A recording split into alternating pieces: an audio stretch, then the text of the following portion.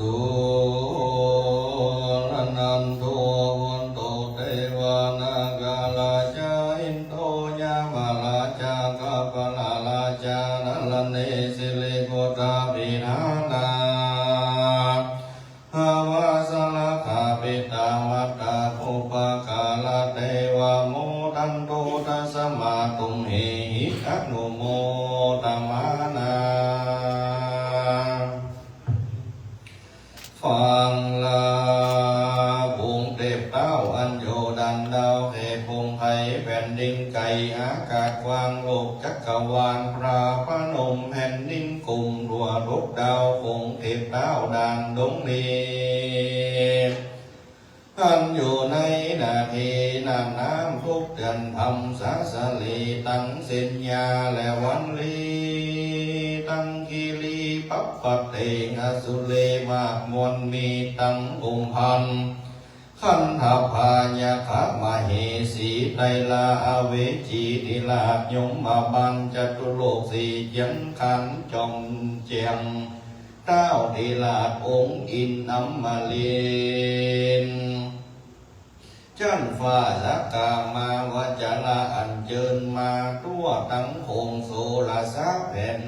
แพ่ถึงภูมิมวลมากตลอดต่อเต้าเนวสัญญาอันเจิญมาปัตตานุโมทนาลวดเป็นสักขีปิญาณแห่งมูลศรัทธาผู้ข้าเป็นจริงขอนำเอาชื่อแห่งใจหญิงเมื่อถวายแก่พระอินทร์เจ้าฟ้าว่าวันนี้มูลศรัทธาผู้ข้าทั้งหลายได้น้อมนาปั้มเป่งตามนั้นจุงจะมีเที่ยงแต่ดิลีสาโทสาโตกาสาวันเตคาเดภาปัญจลัตตานาพันแปวพระแก้วเจ้าหาพระการตนอันหาโลงข้านันตาอิกุญญาหาติสุขบ่ได้เป็นติไว้และสักการะปูจาอันมีองค์พระสัทธาสัพพัญโยพระพุทธเจ้าพระธรรมเจ้าพระสังฆเจ้าพระมหาจินาหาเจ้าเจติญาไมสลีมหาโพธิโลกาจะแลอาจะในวันนี้ก็หากเป็นวันดีที่อันวิเศษเห็นหมายมีสัมมานาศรัทธาและมูลศรัทธาผู้ข้าทั้งหลายก็ได้พากันสนองคงฝ่ายตกแต่งแปลงพร้อมน้อมนำมายังมาโทโปภาลาชาดวงดอกเขาตอกดอกไม้และลำเตียนมาวันเวียนไว้เนี่ยกันปันเป็นห้าปุณโคทาส่วนพระธรรมวิภาเบื้องต้นหัวเตผู้ข้าตั้งหลายก็ขอน้อมถวายบูชายังองค์แห่งพระโมนีตนศักดิ์สิทธิ์กับดังพระบทพระบาทและพระราชเจ้าเจดีย์กับดังไม้ชะเลมหาโพธิ์มีหลายโกฏนานาส่วนดุติญาอันวันสองผู้ข้าตั้งหลายพองน้อมมาฝ่ายบูชาขอส่งมายังพานาวาโลโกตาลาธรรมเจ้าเก่าพาการสิบกับดังพาปริญญาติธรรมเจ้าอันโอฬารเลิศแล้วอันเป็นดวงปาทีแก้วสองมากาตังส่วนทติญาวาลาอันดวงสามังงามล้ำบูชาตั้งหลายก็ขอบูชาส่งมายังบุญพระสังฆเจ้าอันเมตโตนพระอริยสังฆเจ้าพระมหาอัญญาโกณทัญญาโคเก้าอาลาเอตลาหิทาลาต่อเต้าถึงสมุติสังฆเจ้าเป็นปริโยสานส่วนชาโตราวาลาอันวันสีงามล้นดีบ่อาจักสังขญาผู้ข้าจักขอถวายบูชาสุมายังพระกรรมฐานเจ้าทั้งสองอันเป็นกองแห่งสมาธิกรรมฐานและกองแห่งวิปัสสนาธรรมล้วนวิเศษอันเป็นเหตุให้ปัญญาสัตว์ทั้งหลายได้ไปรอดเวียงแก้วยอดมหาเนลปางส่วนปัญจามาวาลาอันครบถ้วนหาผู้ข้าทั้งหลายจะขอถวายบูชา สู้มายังคุณพระพิตาคุณพระมารดาคุณครูบาอาจารย์เจ้าทั้งหลายตั้งแต่ผู้เก่าผู้บายตั้งผู้ตายและผู้ยังอาจารย์ญาเจ้าทั้งหลายผู้ได้สั่งสอนยังโลกิญาโลพุทธละผู้ได้สั่งสอนยังอัคระเพียรชนะคาถาทั้งหลายผู้ได้สั่งสอนยังสมถกรรมฐานและวิปัสสนาทำกรรมฐานทั้งหลายต่อเต้าถึงครูบาอาจารย์เต้าเจ้าโตนปัจจุบันนี้ใส่ผู้ข้าทั้งหลายก็ขอยกมือ10 นิ้วนบน้อมไว้แล้วขอรวดขอปูจาส่งมาหลอนว่าผู้ข้าทั้งหลายได้ประมาทตั้งแต่อเนกชาติหากหลอนมีโดยกายญาณวจีและมโนกรรมได้ประมาทในอริยปัฏฐานตั้งสี่หูแจ้งทีได้กระทำดังอันก็ดีบอกหูแจ้งทีหากได้กระทำดังอันก็ดีผู้ข้าทั้งหลายก็กลัวเป็นโตขอพาปัญจแก้วเจ้าตั้งหาจุงโบสคุณนามีธรรมเมตตาปฏิกังหาข้าเอา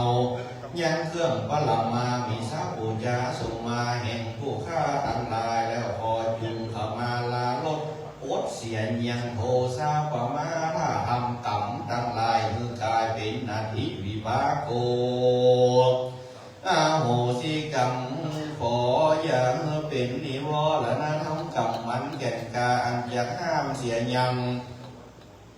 พ้นทางอันจะไปสู้เมืองฟ้าและนี้ละปางเสียแก่ผู้ฆ่าทั้งหลายนั้นยุงจะมีเรื่องแด่ดีลีโดยมีแต่หนอโยกาวาจลาปันติตักนักหาดเจ้าทั้งหลายฝูงนั้นเป็นมาแล้วแต่ปางก่อนในสักการะบูชาส่งมาถึงแก่องค์พระแก้วเจ้าตั้งหาโคถาอันมีองค์สลีสัพปัญญูพระพุทธเจ้าเป็นพระธานหันมาปูนปานดังนี้แล้วได้เสียเสพสร้างเสวยยังนิสันดับพละอานิสงส์มีโดยพระการชั้นใดก็ดีขอจุงมือผู้ค้าทั้งหลายจุงใดเสพสร้างเสวยยังนิสันดับพละอานิสงส์ปานเป็นดังโนโยคาวาจลาอาลิญาสัพพุริสาเจ้าทั้งหลายฝูงอันเป็นมาแล้วแต่ก่อนนั้นจุงจักมีด้วยเตจาปุญญาลอยสี่อันผู้ข้าทั้งหลายสักการะบูชาขอยุงได้หลังงับดับเสียยังอุปัฏฐวะกังวลและอนตรายภัยยะต่างๆอันมีราชภัยโจรภัยมนุษย์ภัยอมนุษย์ภัยอัคคีภัยอุทกาภัยวาทาภัยโลกันตลาภัยภัยญะอุบาทภัยญะตั้งข้อเจ็บข้อไม่ข้อไข้ข้อหนาวข้อปีเดือนวันยามดับมวยมิ่งกลาไกดับจากกายญะทนตัวและจิตใจแห่งผู้ฆ่าตั้งหลายอย่าได้เสียสลอตั้งแต่กาละวันนี้ยามนี้ไปนาก็ขอผู้ฆ่าทั้งหลายได้สุขกายสุขใจมีโชคมีใจได้มีโชคปีโชคเดือนโชควันโชคยามขอมีอายุวันขวัญยืนจำเริญไปใจแม่นว่าจักอยู่ก็ขอมีใจแม่นว่าจักไปก็ขอมีโชคมีลาภาแพ้ข้าเสือสัตว์ฮาลูเป็นที่ฮักและเมตตาอินดูคุณนาแก่ผลและเทวดาได้อยู่กำโจวลาพุทธศาสนาไปใจนั่นจุงจักนี้เรื่องแต่ดีลีโดยเตจักปุญญาลอยสีนี่นะผู้ข้าจะขออุติสาบุญกุศลาบุศลมวลฟุงนี้ไปหายังบูรพมหากษัตริย์บูรพาจันเจ้าทั้งหลายกลาปลอดเต้าถึงปิตามารดาปุญญาตายายญาติกาขปูนวงศาทั้งหลายก็เกิดแม่เกิดเจ้ากรรมนายเวรพระภูมิเจ้าตีเสียวาเจ้าตตุโลกัปปลาจาทั้งสี่แลเทวบุตรเทวดาเจ้าทั้งหลายอันหักสายยังวัดวาศาสนาเสียงจุดีตลาดต่อเต้าถึงภูมิเทวดา ลูกกะเทวดาปัปปัตตาเทวดาหากาสะเทวดาโสกามาวาจาลาเทปินอินพงยมมาลาพุทธนาคน้ำและนาทีกับดังน้ำหน้าไทยธารณีตนจำบุญตนจำบาปตนจำน้ำหยาดหมายตาขอจุมาปัตตาหนุโมทนาในดีค้ากาลบัดนี้ยำในนันจุงจะมีเพียงแต่ดีลีบัดนี้ผู้ข้าตั้งหลายจะขอถวายปูจาสมมาเป็นมังกล่าวท่าภาษาบาลีว่าสาโตสาโตอิตังโนอักขิมาโตกุภาลาจตาราชาปูจาสัจจกะลาวาโจติตานังสมมาสัมโพธัสสะธัมมัสสะสังฆัสสะมหาจินาหาโตปาทาเจติยังมหาโพธิโลกขังสักขจันเตมะผู้เจมาทุติยัมปีอิตังโนอักเกมาโตภูภาลาจาปูจาสัจจกาลาวาโจติตานังสัมมาสัมพุทธัสสะธัมมัสสะสังฆัสสะมหาจินาหาโตปาทาเจติยังมหาโพธิโลกขังสักขจันเตมาภูเจมาตาเตยัมเปอิทังโนอักขิมาโตภูภาลาจาปูจาสัจจกาลาวาโจติตานังสัมมาสัมพุทธัสสะธัมมัสสะสังฆัสสะมหาจินาหาโตปาทาเจติยังมหาโพธิโลกขังสักขจันเตมาภูเจมาอัจจโยโนพันติอัจจกามายะหาภะเลยะหามุลลาหิยะหาอาโคสะเลเนมายังพุทธาธัมมาสังฆากัมมะทานังกัมมะทานาตายะกาจาริยะสังฆาเตโสปัญจรัตเนโสอติเตวะปัจจุปันเนวะวิวาญาติวาลาโหวากาเยนวาวาจาญาวามนาสาวาปมาตังวาอากาลวังวาอากาสิมหาภิสวญญาอาหัมมังปฏิกะโลมาเตสันโนพันเตพุทธาติรัตนาปัญจกังอนุกัมปังโอปาทานยอัจจยังอัจจญโตปฏิกันหันโตขมันโตอัญญติงสังวเลสัมมานุนาภูเนวังปฏิกะเลสามานิจังวัตนิปานังสุขังวัตนิปานังสาลังวัตนิปานังนิปานังพละมังสุขังอะระหังสัมมาสัมพุทโธภะคะวาพุทธังภะคะวันตังอภิวาเทมิสวากขาโตภะคะวะตาธัมโมธัมมังนะมัสสาสุปฏิปันโนภะคะวะโตสาวกสังโฆสังฆังนะมานะโมตัสสะภะคะวะโตอะระหะโตสัมมาสัมพุทธัสสะนะโมตัสสะภะคะวะโตอะระหะโตสัมมาสัมพุทธัสสะนะโมตัสสะภะคะวะโตอะระหะโตสัมมาสัมพุทธัสสะ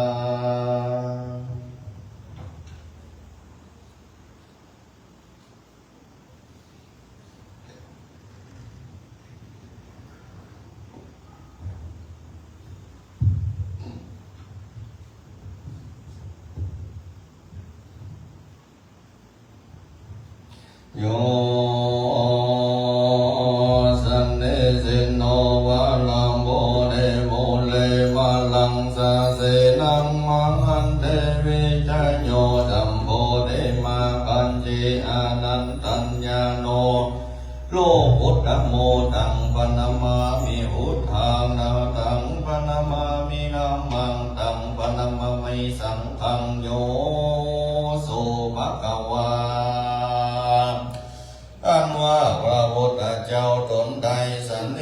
นตนประทับนั่งแล้ววัลโภเดโมเลเนื้อแต้มแก้วแต้มไม้สลีมหาโพธิ์มาลังสาเสนังมหันเทวิจโยภาแพ้แล้วภูมิโมมานและเสนามานสัมโพธิมาปัญจินาลาตึงแล้วปัญญาแก้วชื่อสัพพัญโยตนเป็นหูแก่โลกยอดเยี่ยนกากิเลสสันดานมุดมอดเมียนโมแสนเสียนจากละทีอนันตัญญาโนตนทันลงพัญญาปัญญาดียศยิ่งกว้างบ่อาจอ่านจักขนานาโลกุตโมตนพาเสดกว่าโลกโลกาตังปนามามีพุทธังผู้ข้าก่อนยอวันองค์ก่อนนกน้อมใบยังพระพุทธเจ้าตนนั้นตังปนามามีธรรมังผู้ข้าก่อนยอวันองค์ก่อนนกน้อมใบยังพระสัทธรรมเจ้าดวงนั้นตังปนามามีสังฆังผู้ข้าก่อนยอวันองค์ก่อนนกน้อมใบยังพระสังฆเจ้าโง่ดันนายังแต่ดิลีวันเตตัวมาจาเลญาปะทังเมสากาเลญาสัมปิตายายังสาพังโตสังวินาสันติสิริเทวายาวิโยทายามังไมสุรังปะดาวาสังวิสุตเทเวสัสสะโพเทปัญญาสังเทมันโตมาลาสิทธิองค์พระองค์พระนรณีคุงปาลิตังปัญญาปาลิวาลายะเอหิสัพพายาอากัจจันตุปาลิบุญจันตุสวหายานามามิสิลสานาโพปัฏฐวิญญังปาลิภาลโตสุขสัมปติสัพพทาโอเลมันจาริสังฆาจาราตาลาโตภาสาสะเดตันทปะนังนาเดปะเดมหาราชาญาสาสิโสปุตตะเวนัสสะวะมะโวอิตานามามหาปะลาอิติมันโตจุติมันโตวันนาวันโตญาสาสิโนโมนามานาดังโสตังเตนัจจานิสัลลาจาวิรุณโหตังภาสาสติปุงอันตานังอธิปติมหาราชาญาสาสิโสปุตตะเวนัสสะวะมะโวอิตานามามหาปะลาอิติมันโตจุติมันโตวันนาวันโตยะสาสิโนโมธัมมานาดังโนภะเจมันชาติสังลาจาวิโรปะโพธังปัสสะสตินารานังอธิปติมหาราชาญาสาสิโสปุตตะเวนัสสะมหาโวอิตานามามหาปะลาอิติมันโตจุติมันโตวันนาวันโตยะสาสิโนโมธัมมานาดังโสปุตตะลัญจาริสังราชาภูเวโรตังปัสสะสติญาคานังอธิปติมหาราชาญาสาสิโสปุตตะเวนัสสะปะหาโวอิตานามามหาปะลาอิติมันโตจุติมันโตวันนาวันโตยะสาสิโนโมธัมมานาดังโสปุริมามิสังฆาดาระโตทักขิเนนาวิรุณหะโกปะจิเนนาวิโลภะโพเวโลอาโอตรังติสังจัตตาโลเตมหาราชาสัมมันตาจตุโลติสาทันนมนาคังสุปะเลโตธัมมังสังปะนันโตสัพเพกะเมจโลเวเกเรสิกา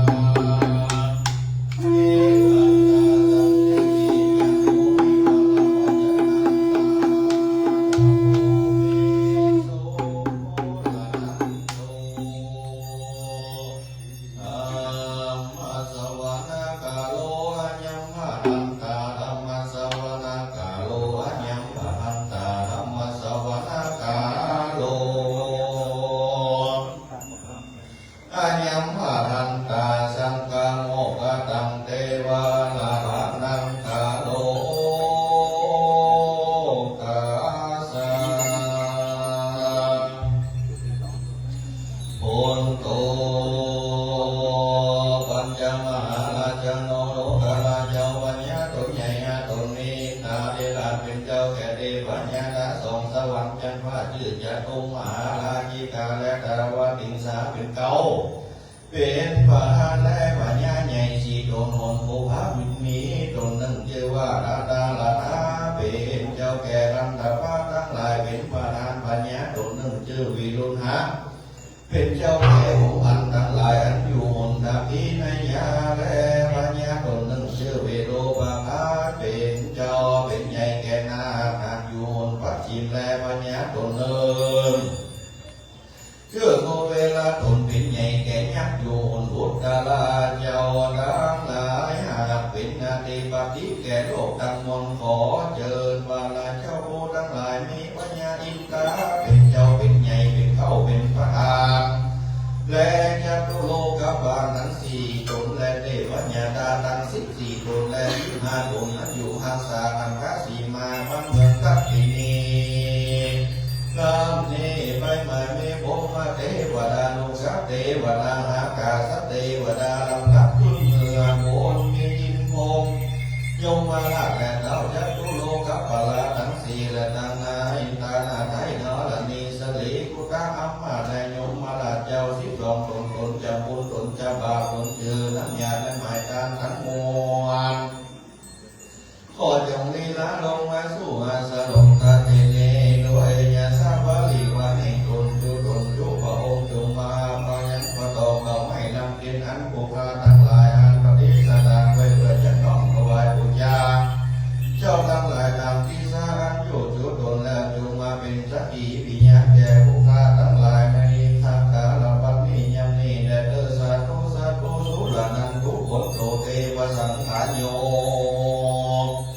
ดูลาเทพญาดาทั้งเทพข้าองค์เมืองดานดาวผงเอกไขนอผู้ทางโคนตนชื่อเมฆอะไรตนอยู่ฟ้าโลกเลือจาทั้งเทพญาดาอันอยู่หาสาภาษาสนาพระโคตมาเจ้าตรงหักษาพระพุทธบาทพระธาตุเจดีย์พระไม่สเลมหาโพธิ์โพสดและพระมหาวิหารตรงหักษายังกุฎาปิมปาสาพุทธเจ้าทุกตนอังวาสุมานาเตวะพุทธหักษาปตุมาลามตังเสือวัดเสือวาและอาหักข้าและพาลับบังลำเรื่องพาเสียงลำทรงลำบางใสสีพาสัญญาเทวาเทราเจ้าจีตพุทธเจ้าหอกองปัญญาราชสีทั้งสองและยักษ์เกือบแก้วทั้งสองอันอยู่หัวเวียงเชียงใหม่ตั้งกลุ่มพันใหญ่หกตนนรุจากเมืองบนมาหักษาเสาอินทกินเข้าทั้งพญาหักผีเจ้าทั้งแปดอันอยู่แวดผ้าผ้าโตโกหากงาอ่อนมีน้ำมาก่อนชื่อว่าโตหนึ่งชื่อว่าเมฆบางวันตนหนึ่งชื่อว่าองค์ปุณแสนตนหนึ่งชื่อว่าปืนแสนแล่นตัวหนึ่งชื่อว่าหอกแสนกันตนหนึ่งชื่อว่าดาบเสนนางตัวหนึ่งชื่อว่านางให้เสนเขียนตัวหนึ่งชื่อว่าแสนเทียนก้านตัวหนึ่งชื่อว่าไฟแสนเต่าเจ้าทั้งหลายอันมีชื่อภาคปกเป็นอาหักใหญ่ในมหาราชธานีเชียงใหม่ทั้งเทพไทยอันอยู่เมืองหาลิบุญใจมีเจ้ารอจ้างราชเดโอตั้งสุริโยหาหนาเท้ากับตั้งบนเพื่อนเท้าผ่าสงครามเจ้าหงขาวคีรีเมฆกับนาโดนวิเศษมาแม่เจ้าจามเดวีนางองค์สลีตัวน้อยเจ้าแม่พาดันดาวเชื่อมันลาย15ใจอันเป็นเกินฟังกับตังเจ้าตุงจะแลนั่นยังดาวนั้นสืบสาวมามนมาสาวตัวราชวงศ์แต่โบราณหลายอันนี้อาลาบต้องเตะเผาบอกกาตังเตะปัญญาณเจ้าอังหักษายังเมืองแปรโกใส่ไตเขตมาให้มีอาหักเจ้าตนก่อและอาหักปัญญาให้แก้มใบเผยให้จริงกองทั้งปีสองนั้นพี่น้องอันอยู่หักษายังเมืองบนตั้งปัญญาพิสมมันรุ่งอย่างไรขอราฐานาตั้งเตปัญญาดาเจ้าทุกตนนั้นอยู่ในเมืองนั่นกวางพับทุกดาวแดนดินดังผัวแปนผูพักผูขาผ่าน้องข้างเต้าอันอยู่ดันดาวที่เมืองตัวจงเสด็จเอาตนตัวมาหักเร็วไวสดิบที่เวียงใจหอใหญ่กว้างใจกว่าดีจังเถื่อแก้สองสลีบ่อลูกลาอยู่สมาจุงมาปัญญาผู้ฆ่าเสื้อลักนาคาและข้อมูลเล็กอยู่ตะวาลาเมืองหุ่มปางนั้นตะบุรีราชจุงยินดีปาโมดเย้า ชื่นเจียงจินพระเจ้านั่งอยู่ภูมินปังอารามเจียงหวนไตที่กองเวียงขาการอยู่ภูเวียงวิเศษสร้างที่มีใจป่าเมียงปูแผ่นไทยนำผีบอกแก้วบอกว่าที่เมืองโกงเมืองสาข้อใต้เมืองลีแม่จะริมหาดาเถิดกะลาเสียงที่เมืองแดนภาคการเล็กชื่อ300,000แดนแต่น้ำคืนเถิงเหนือเมืองและยานยมเพื่อเมืองกว้างไกลและเมืองจันทีบอกว่าเป็นที่ดังมัวนอกป้อนเมืองผีสะเกิดเมืองนี้ยอดแย้วภูผาลักขมาอยู่เมืองเงาเจียงคำเจียงแรงรอแล้วถึงหอคำเจียงพองชุกโอโลงาอยู่เมียงผงและเมืองกวนเมืองควันแว่นริมอ้อยสะกิงดอยเจียงม่วนมันป่าดงยาสะเอียป่าเราคาทั่วละนาไตโขงเอกอยู่ในห้องประเทศแดนสยามกังภูมิเทวดาการเข้าตุนั้นทักษาอยู่เมืองคนลุ่มไตว่าใจสนตนเอิงใจมงคลตนเอิงพระโคดันตนเอิงพญาธรรมิกาลาตนเอิงพระนครราชตนเอิงพระธาพระธาตาลาพระธาธาพระธาลาตนเอิงพระธรรมโหราตนเอิงพระเทวทินตนเอิงพระเทปิตนเอิงเจิงมาตั้งเทพสังและโมหูโมอินตาบุญยมมาลาเก้าอันอยู่ในผงเรศเก้าทั่วมองสะพลอุดังโสตากันเมตหาอันอยู่ไปโวนตั้งเก้าจีตุนหันทักษะเมืองยิมสวรรค์เทวโลกสีดังปันในจอมเขาอยู่คนทอนกังโผงหมูดาโวทาสีจอดนักเทพปัญญาตอนตนวิเศษอุคากรโนมเนียวเนตยุลีสานขอเจิญเทพปัญญาดาทุกสถานกาโปกกันฟ้าก็เด่นดินกังโผงเทพินและเทปาโลขาและเถื่อนทำลงยันนั่งและวังผาเทพปัญญาดาจุเทเวทและปัญญาแทนดวงเจ้าโดนอยู่ว่ากับตังปัญญาสุรินทร์สุราจนอยู่ห้องโงสวรรค์ตั้งกุมภาการทำปัญญาคาลังคัสสามีตั้งกินนาลากินนาลีโสกามาวัจจาลาสุงสุเกตุเทพเต้าโมเดมาปลายดำไก่โซดมีไอส่วนสีมาหิตาลาเทวบุญเป็นเจ้าใหญ่แก่บุคเทวดาเป็นผู้สร้างโลกคือโลกาสัพพะพุทธังน้ำหมูนาคาตังนางนาไทยนรณีจือจำน้ำหยาดไม้ตาจงมีใจบานจงจือน้องนายืดโมอนุโมทนาซึ่งวราพุทธสนกิญาตาบัดนี้ผู้ข้าน้อยทั้งหลายขอโอกาสลาตนามาจุปิมานมนทั้งมนจุลงในสถานทั้งที่นี้วันนี้บายมีคณะสัทธาตังคณะนาตังภายในและภายนอกภายในมันมีผู้ข้าผู้สันทัลักษณะกรปัญญาพัฒนาวังสูของว่าปัญญาวัฒนเดียวกันที่นี้เป็นเข้าของเลยพระสังฆานานาคมผู้แลอันเทวสิขยงเจ้าจุชนจุพระองค์โอไปนอกมีคณะสาราอุปธรรมปะการมานีอุปาสิกาอุปาสิกาคณะสัทธาทั้งหลายลูกศิษย์ลูกหาทั้งหลายตัวผู้บุคคลจะกระทำยังการวิญญาณรรมเกมเลี้ยงถวายบูชาคุณครูบาอาจารย์และตั้งขันครูบาอาจารย์เพื่อไว้โยตกะวราพุทธศาสนาเพื่อการปลุกลุ่งเรืองทำตลาดฮะมั่นแก่นสื่อไปไปนาอุตาทั้งหลายขอเจริญเทพปัญญาดาเจ้าทั้งหลายจงไปทิพย์เสด็จลีลามหาเอายังเครื่องกิญาบูชาและมานุโมทนากับเวอุตาทั้งหลายแล้วจุงอุตาทั้งหลายหายเสียยังพยานานาต่างๆขอได้โยสัพพะสวสดีมีเอกายุมันยืนยาวทั้งสัตว์และคนทั้งสมณะสรุปนิจีทั้งหลายทั้งมวลนั้นจุงจะมีจักแก่ดีเลพุทธังสรณังกัจฉามิธัมมังสรณังกัจฉามิสังฆังสรณังกัจฉามิทุติยัมปิพุทธัง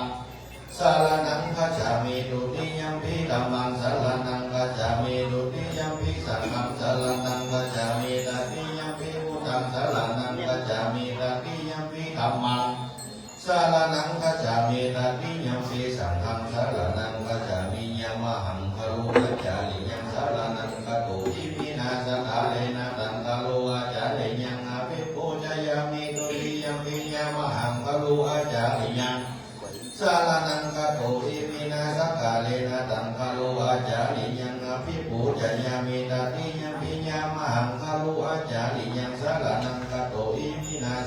ลิงตังตาลุอาจาริยังอาภิปูชญามิจิมหายามิโรวังวาจังจิมหาวายันติสัตตังสุตวะปิญญาโนนาปิญญาญิวาวุติสัมมังอานันตารุตาภะละวังอนันตาสัมโพธิมุตตะมังเอหิคาถังปิญญังกายโยเรสัมปะโมคาจาริยังเอหิคาถานุมาเวนะเอหิพุทธานุภาเวนะเอหิธัมมานุภาเวนะเอหิสังฆานุภาเวนะกูจักสุภะกะหาตังมวลขึ้นไว้ในโอกูจักโยภะกะหาตังมวลขึ้นไว้ในโอกูจักยกภะกะหาตังมวลขึ้นไว้ในกีบพระภูจิหนึ่งภูเป็นเอกกว่าคนทั้งหลายเอหิค่ายค่ายพิยังมาพุทธังธรรมังสังฆังสละหิโสมา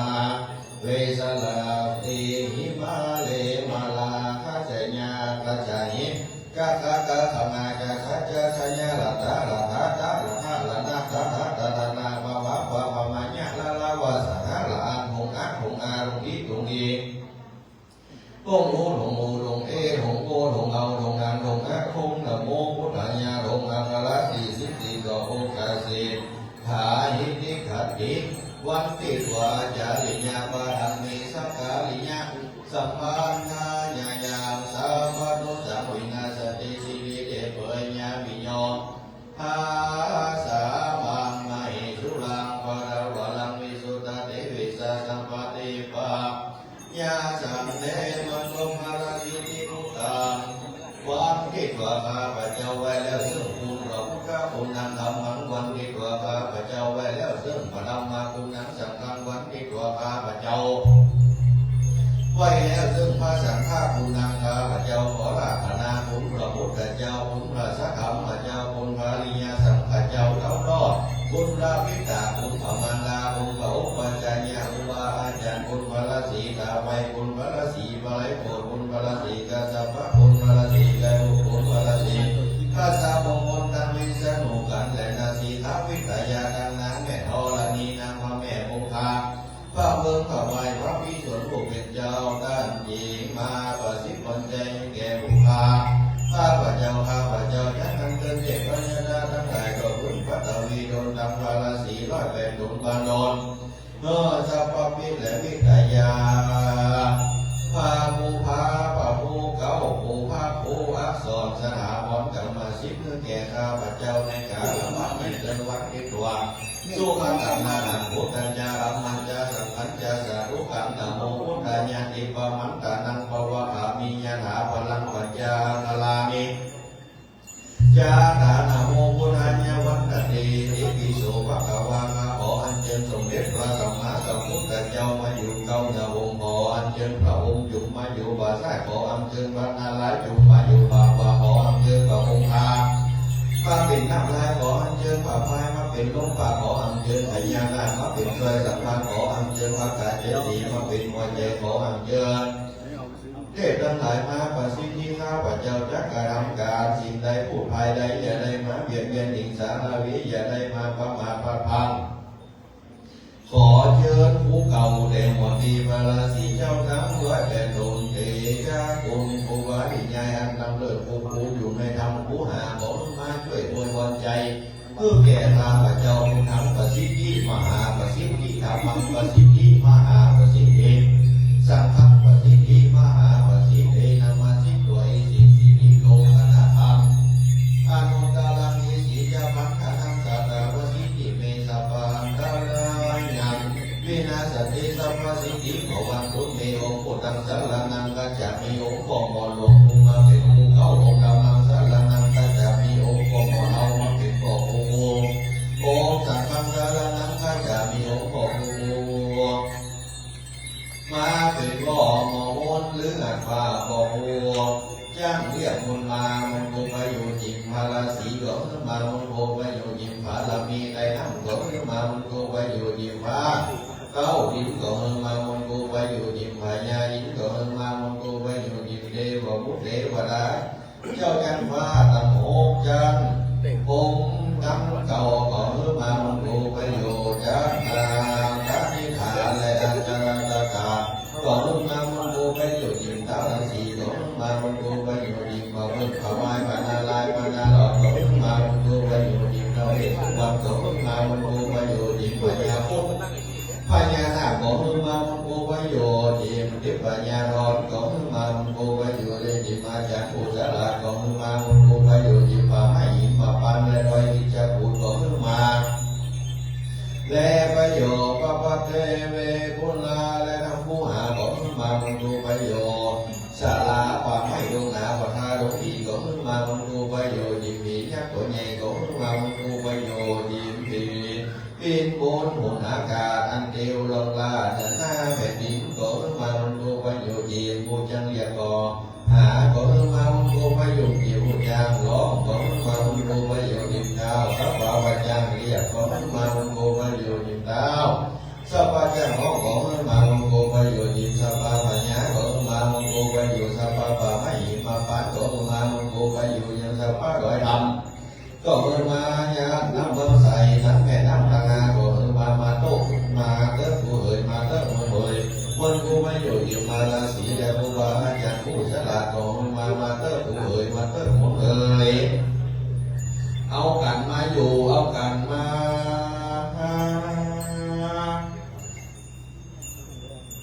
เป็นหมู่เป็นโยมสู่กันอย่ามาแอวมาอยู่แค่เดียวกับตัวกูมาอย่าจ้างหน่อยนามาเล่นมาไว้เอามาจิตเข้ามาใจที่เก่ามาเฝ้าอยู่ยังหมดถึงวันน้อยแอบกันสองข้างเป็นผาลาเล็กผาลาดองข้างนางเป็นผ้าและเป็นขวัญเป็นกามาเป็นเวียงดอยตั้งหลังมาหูมาโมนตัวเรียกกันมาอยู่เอาหมู่บริวารมาบังเนื้อหมู่บริวารมาบังมาอย่าปันมาพากันมาแลนมาตั้งน้ำตั้ง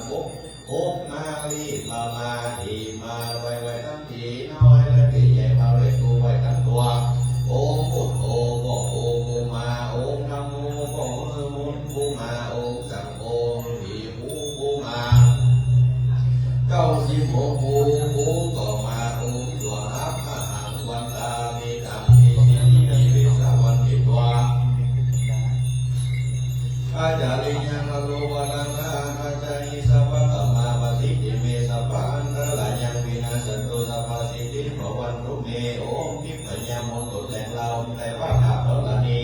โอเพลียังยิงที่พระปัจจมิสันโกผู้ใดเพื่อผู้ยังทำบ้านผู้ก่อนตั้งพระวันจันแลดอกไม้แย่จันไม่เรียนฟังไฟอันต่อบนเดี๋ยวพระสักขาเป็นเงาย้ำตัวเก้าพิสาโอมสัพปฏิโอมสัพเพโอมีจิตพันธะญาณาลัญญาโอมเทวะถ้าตังบุญนามเนสวะโอมสินิกาลดาสีทักษิลามหานาคลาโตโรติสัพพะมุขาจาริยังสิทิมามาสวาโตสวาโตมีตังกุเข้าและกุปายเมตังกุปายโนตายและบุญยังมาทีสวาโอมเวโพลาภาเกียเวมาลาสิริเตอาโทลาภาลาเมกปัญญาโมโกตาญาสัพพสิทธิภวันตุเมสวะโม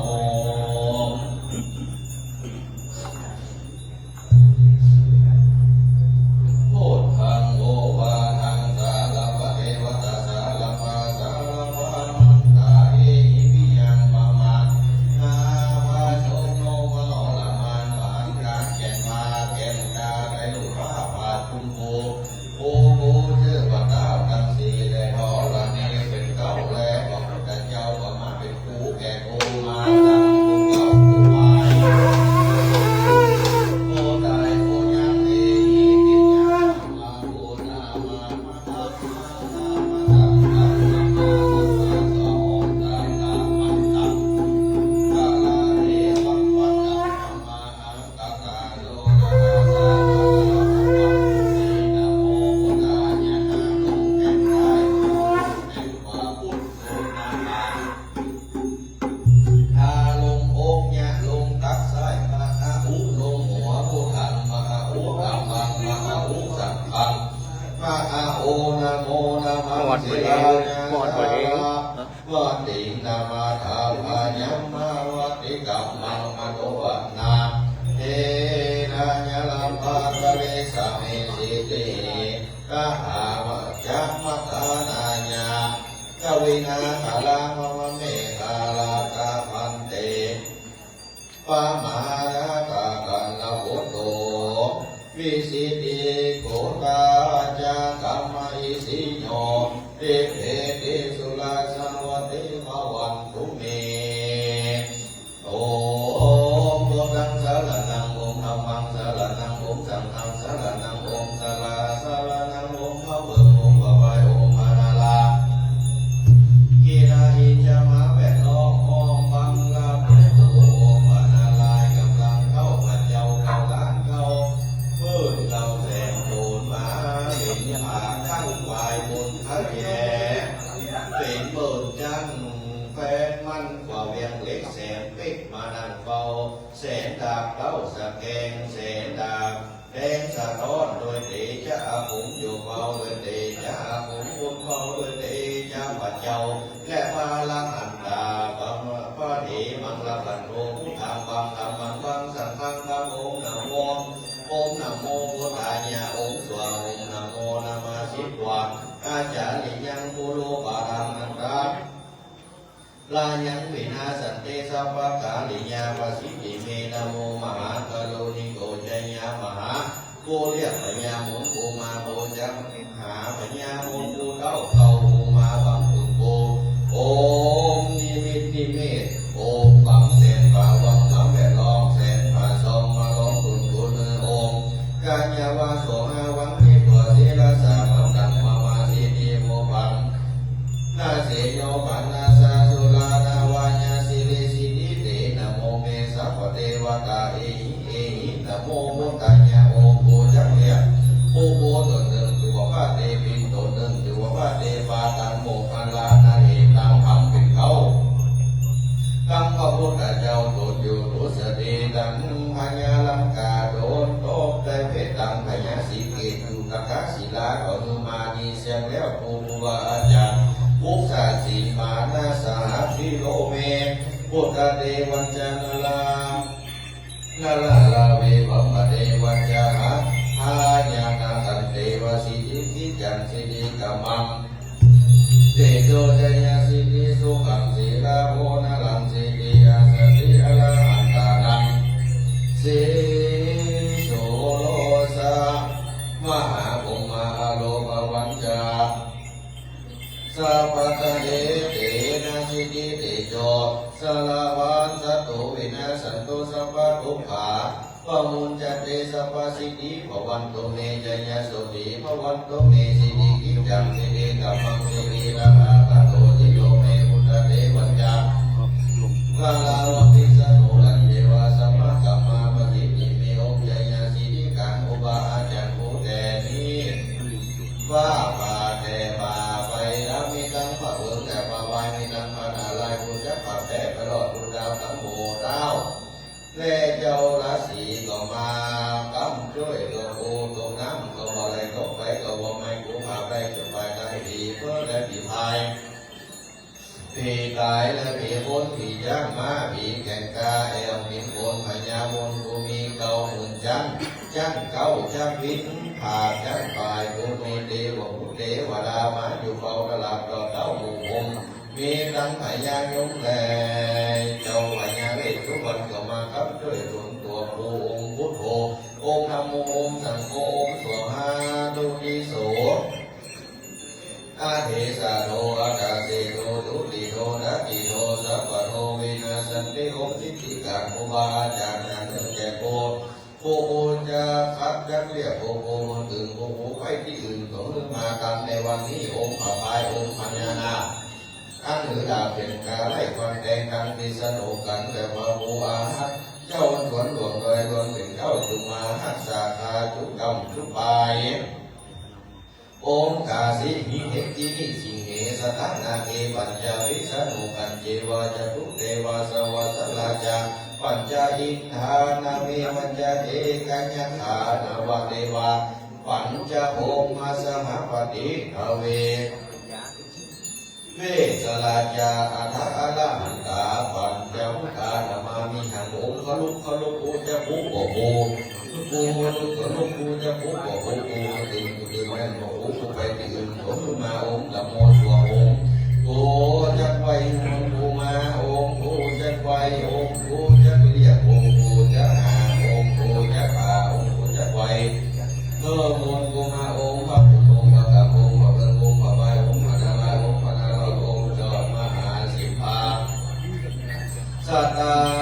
สัตตาพลาจะเตกุกุไปอยู่แดนเราเตเมืองสุวรรณภูมิก็เมื่อมาสัตตาพลาจะเตกุกุไปอยู่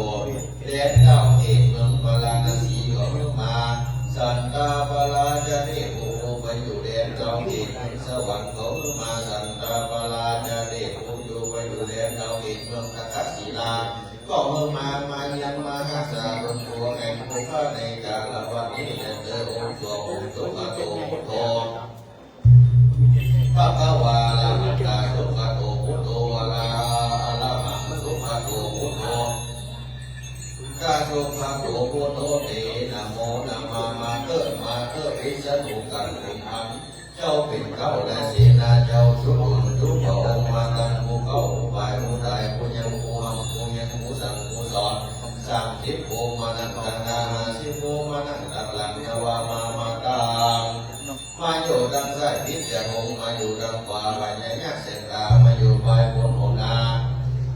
ขอเมตเดชะเกตกาเดชะเปิดโลกจงบัวที่กายลงไหลประจันใสหลวงสองแก้วการแก้วมาเดี๋ยวแบบแรกผู้พัดเข้าสู่วินเตากังลาหูสุกเสาโนภาพาดยามาถูกตองกาตุลงอย่ามามองย้ำกับข้ายอขาดทุนนี้ขอเมตเดชะเข้มกาเดชะข้ามโลกถึงโกดังสีนาบ่น้อมกับไปไกเตอโอโคโตวันโตสารโนมันโตเอหิกังตังสารังปังตังเดินตังยังเรนังอาโสหังวัติโสขาเอ่ยพระเจ้าสังหาโอมยุดานะโมโลโลจะปุกปุกเปิดปุกไปที่อื่นนานกูจะเรียกโอ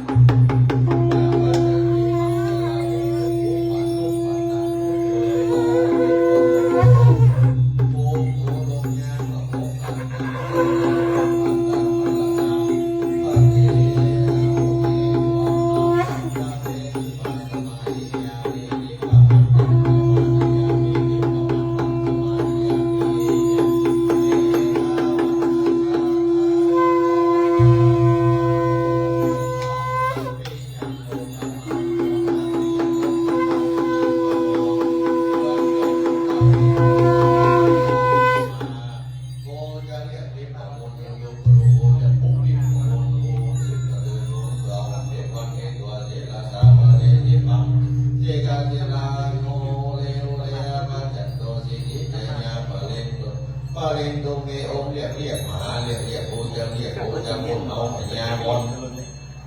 สัตตาสัพพสัตตาจะเป็นของพิเศษในโลกว่าอยู่เหนือหน้าแผ่นดินจูงมาลองกระถูนับเสียงองค์พระเพิ่มพระพายพระนารายณ์พระภูมิพระบำเจญาสีโพลิสัตตามหาโพจักเลียเพียสาธุ30ปหมอเฮาปหมอเข้าก็10ปหมอโพ30ปหมอเข้า10ปหมอคน30ปหมอเข้า10ปหมอยาสาธุ30ปหมอเข้า10ปหมอยางสาธุพิษณุปุมันละคันตาฟ้าทั้งหลายทั้งฝ่าเบิ้งฝ่าพายวันลายผลแก่นกาทั้งผู้เข้าผู้ฝ่ายผู้ตายผู้ยังทั้งผู้ใหญ่ผู้น้อยผู้ใหญ่ก็มี900ผู้น้อยก็มี9,000จุงมากลับมาบังตั้งไฟหน้าและไฟหลังมากินน้ำยาไฟที่จินเตอวันเดวะจาริยาปรังสัพพันตระยาวินาศเกติวิตาลังวาจานิวาจาริยังนามามิภาลังเอตาสาสานิวะลังโอมาสาสานิวะลังวิสนุกันกาสาดัญจาสัพพะกัมมานิสิทิเมสัพพะกัมมาสิทิเตเตนะสัพพะโลกันตลายาปิวินาสันตุสัพพะสัตตุวินาสันตุเมโอโม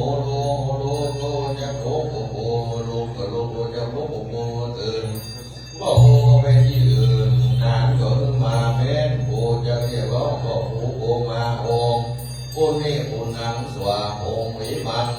มหาอัคคลนิปมันตังสัตตาสีสังเทปปุนัง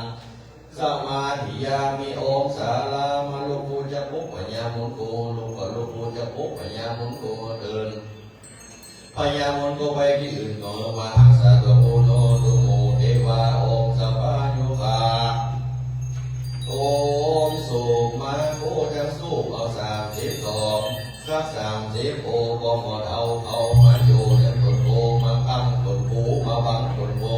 90พ่อหมอหลวงมาผ่าต้นโพมาเหนียวต้นโพสัพพะทุงสวรรค์องค์สิทธิการเอโกมน้ำบ่โบมาเนอองค์สิริพ่อน้ำบ่โบมาเนอองค์สิริจับมาจับต้นโพองค์สิริถือมาถือต้นโพ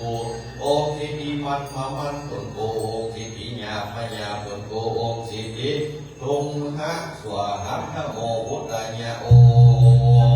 มกูจะเรียกเอาพระกาโมยังสิเจ้าองค์ก็จะเอาจุดมาเป็นเจ้ามาอยู่ดังเก่ากูจะเป่าเอามนยังพระคาถาและมนพระเบิกพระพายวนาลายวนาหลอดพยอดแก้วอันส่งไปไก่เมืองอย่าลาไปเตียวองค์พวกพบลูกเงอเสื้อเสียลำเตียวตีนยังไปเล่าเมืองหูข่าวลูกเด้อพญาบริษัทผู้ใจหางลูกเด้อประธานผู้ใจหางลูกเด้อเต้าอายผู้ใจหางลูกเด้อทำแดงใจเล็กลูกมาลกมาเสื่อมอะไรอ่อนเริ่มมาโล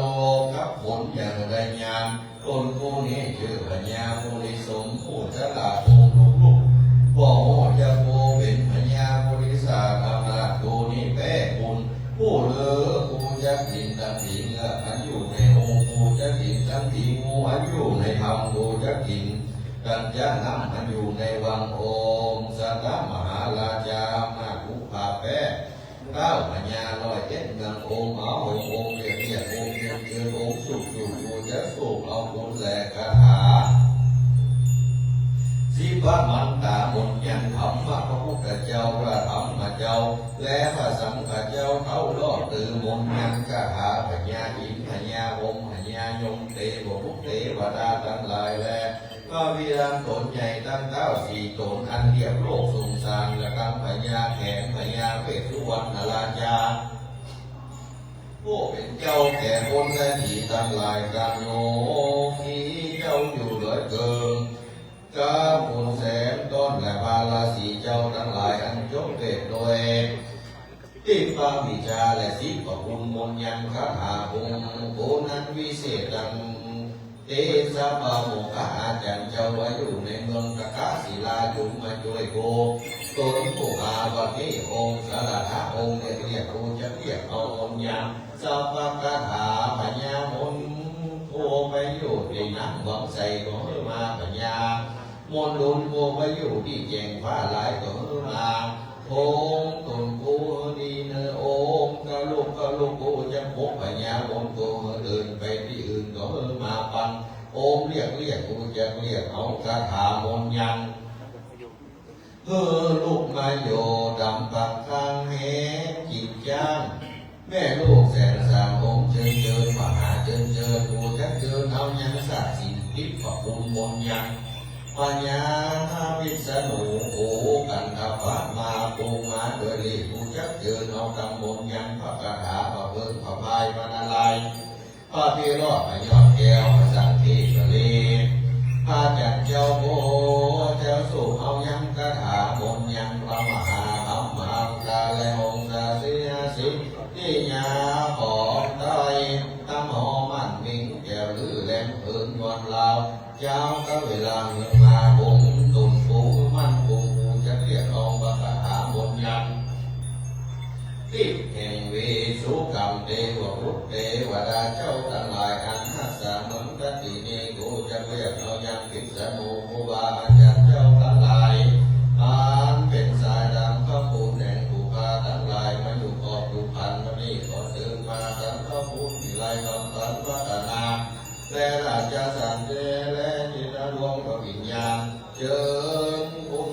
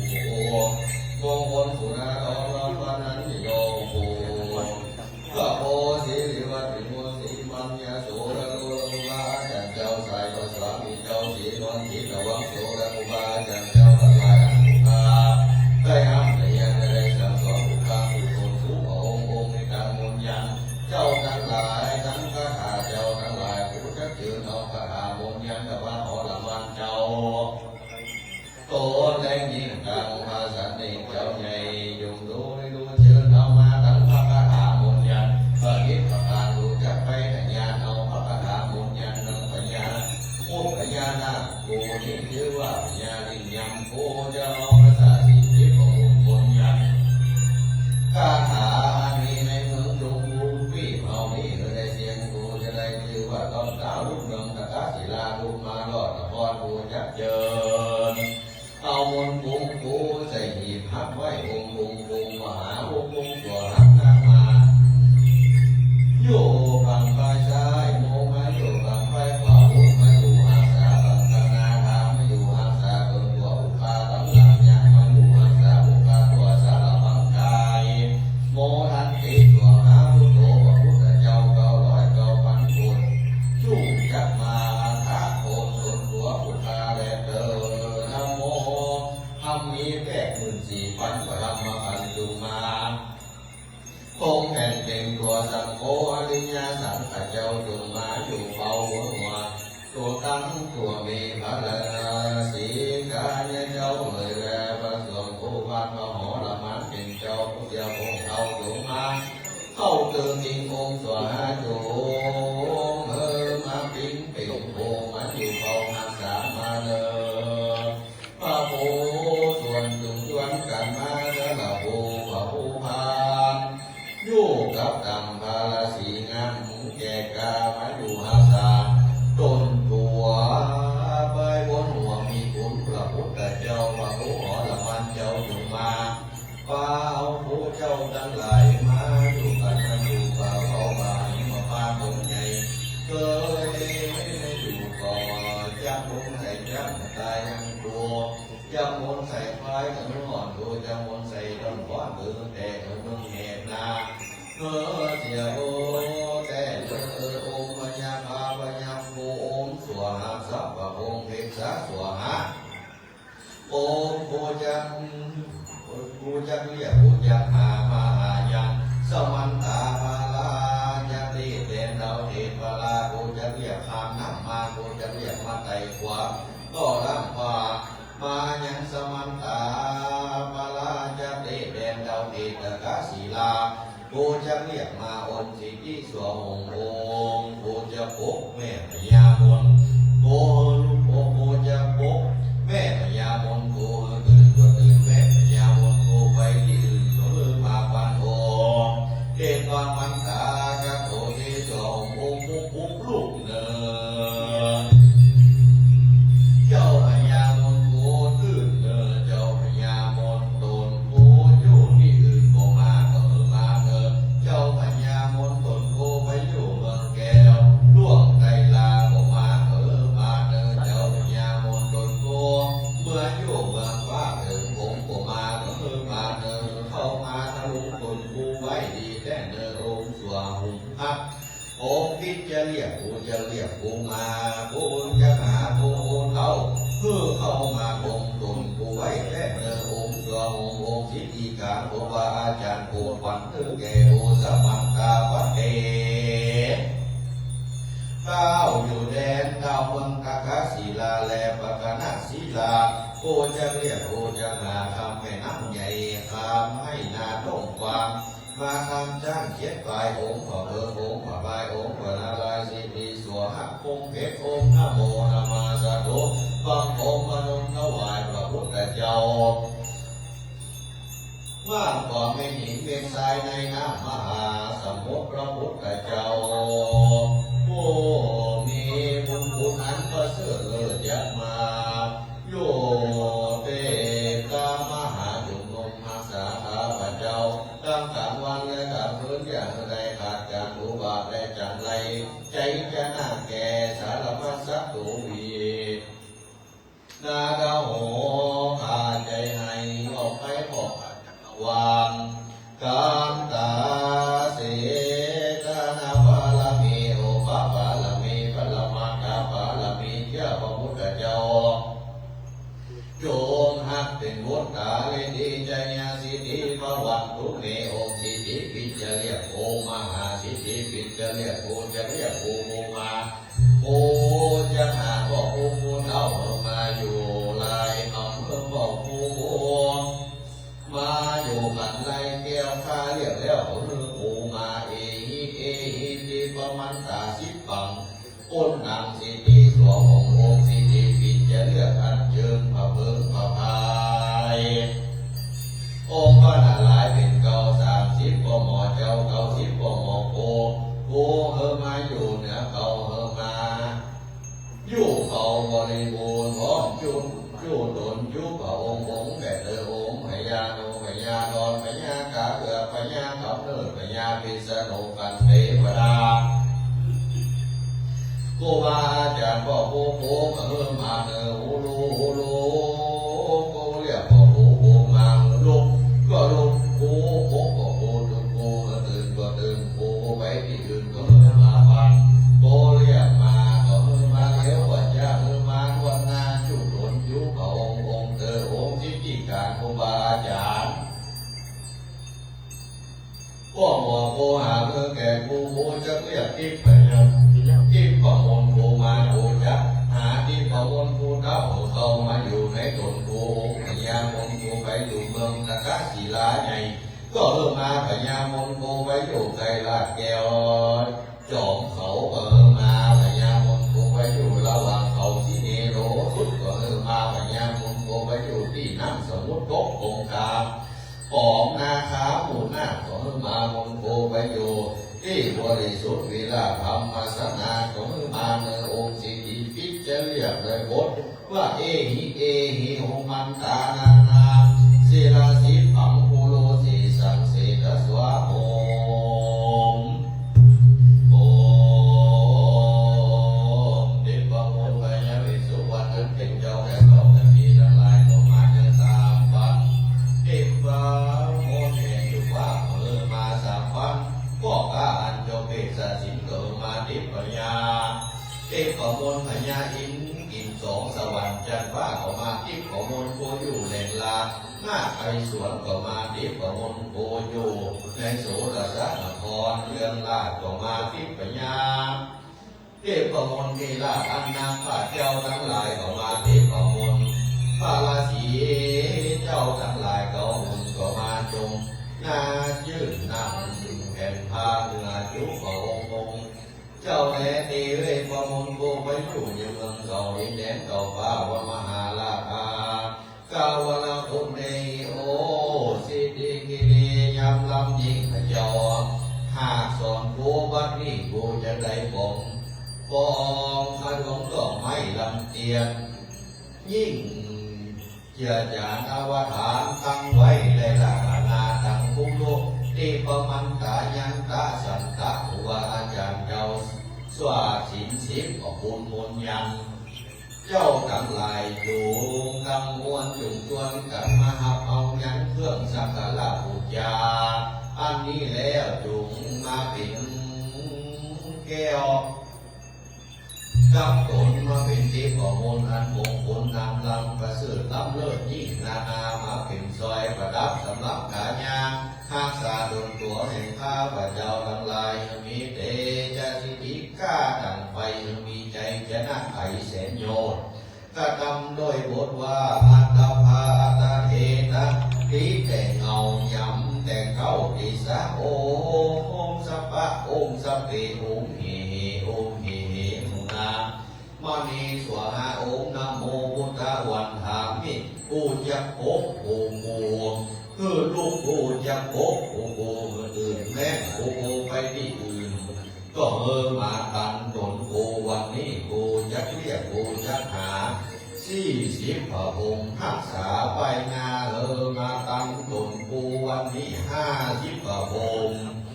มารักษาไปหลังก็มาตั้งตนกูวันนี้ตั้งอาลาวะคะยักเจ้าปัญโยนจนจะมารักษาออกมารักษาขันมากินน้ำยาน้ำไฟกับด้วยผู้ฆ่าทั้งหลายวันนี้เล่นเติโอมปิสโนกัจจาริสีกัจจาจาริยัจจาสัพพะสิกขาวะเพสวะนา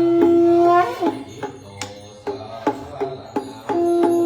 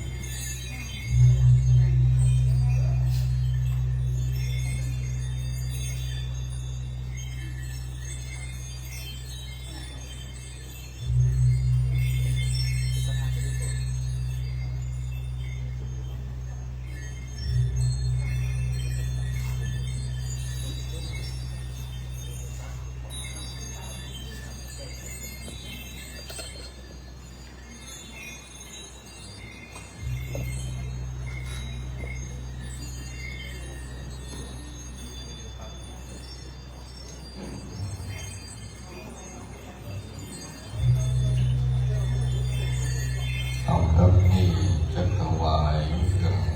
เกมเลี้ยงบูชาคุณครูอาจารย์ลำดับต่อไป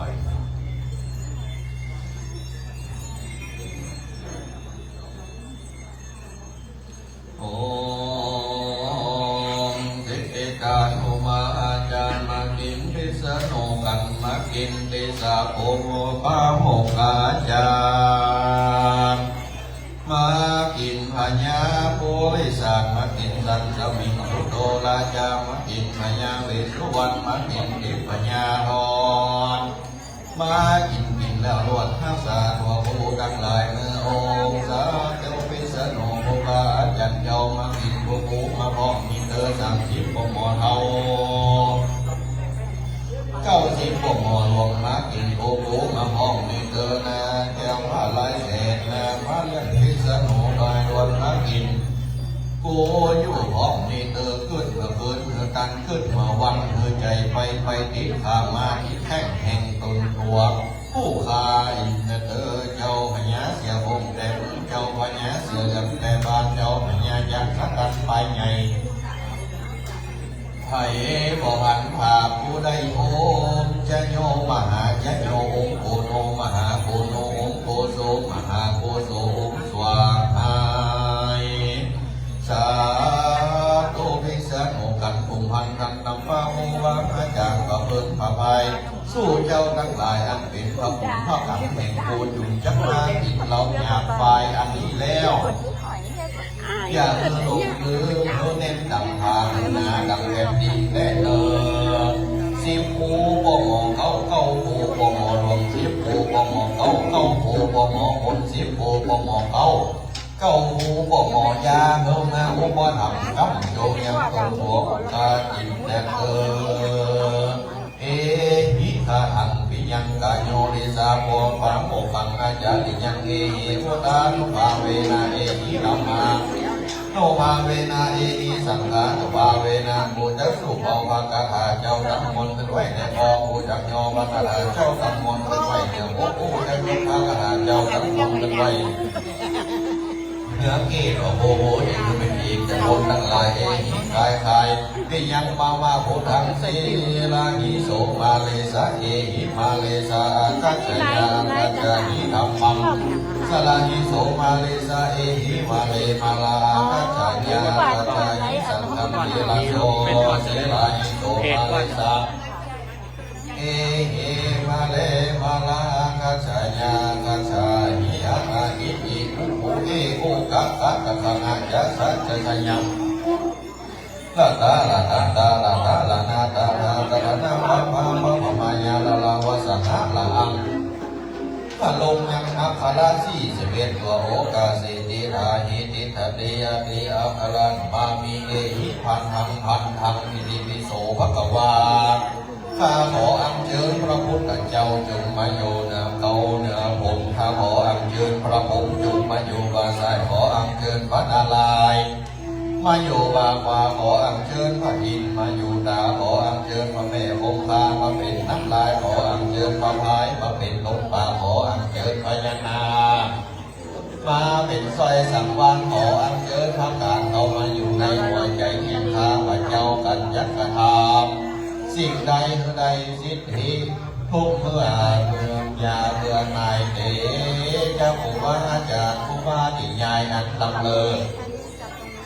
คนผู้วันอยู่เดือนทำผู้มาอยู่ม มาสิทธิแก่ข้าพเจ้าแด่เธอโอธรรมประสิทธิมหาประสิทธิธรรมังประสิทธิมหาประสิทธิสังฆังประสิทธิมหาประสิทธิสิโลเมมุตเรวัญญาณละเตหมเทวตาหันยังนาลายาขันเจวะมะเวหะเทภะละเมสุลาภะเท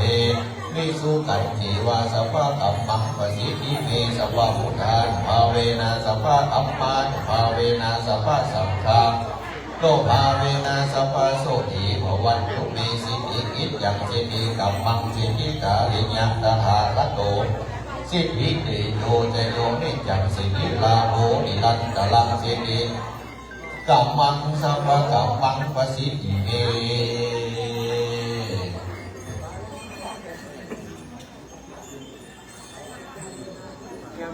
โอ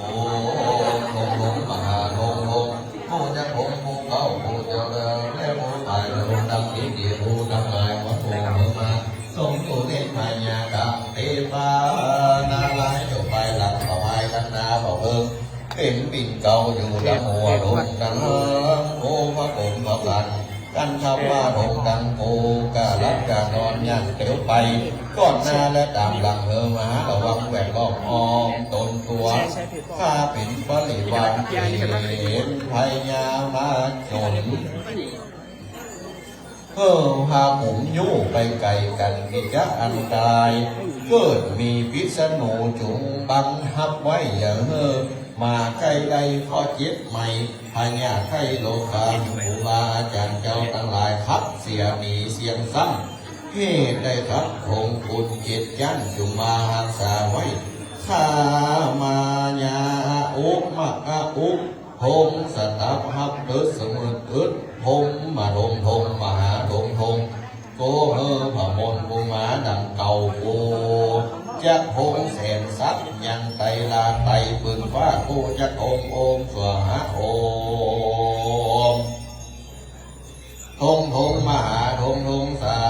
ลาปาใจญาทงทงมหาใจญาติดาทงทงกาญาเถลนีสวหุมทงแสนปีบ่เศร้าโอมสวหุมเตนสัพพะพุทธาสาปะโลกาวินาสันโตสัพพะปัญญาวินาสันโตสัพพะโลกาวินาสันโตโพธาเตเจนะหัมมะเตเจนะสังฆเตเจนะอินทเตเจนะหัมมะเตเจนะเทวเตเจนะรัตนาตยานุภาเวนะรัตนาตยาเตจะสาวะตวาอังกลญาจาโอปัสสะขาจะสัพพโสโหเลมานิสังฆดาลโดดักยินีนาวิลุณโกปัจจิเมนาวิลูปะโขภูเวโลอุตตลังเอสังยัตตาโลจะมหาราชาโลกัปราชาญาสักสิโนเตปิตุมเหอนุลักขันตุอโลคเยนะสุเกนะจักกาสัตตาจะหุมะคาเทวนาคามหิติกาเตปิตุมเหอนุลักขันตุอโลคเยนะสุเกนะจัมเปตัญจะสัพโลกสมิงบานาสัพพะวะเยอาปาลิมานังมุทังอโทจติลิยัญจาสัมปะดังเวลังสัพพัตตันนิทันจะลังนิสินโนวาสัโนวาญาวรัสสาวิกตาวิโท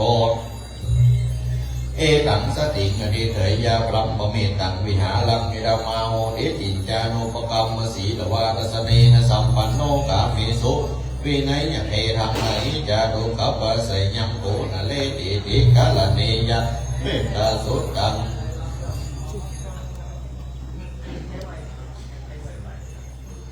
สุโขวุฒานังอุปโนสุขาสนัมมเตสนาสุขาสังฆาสา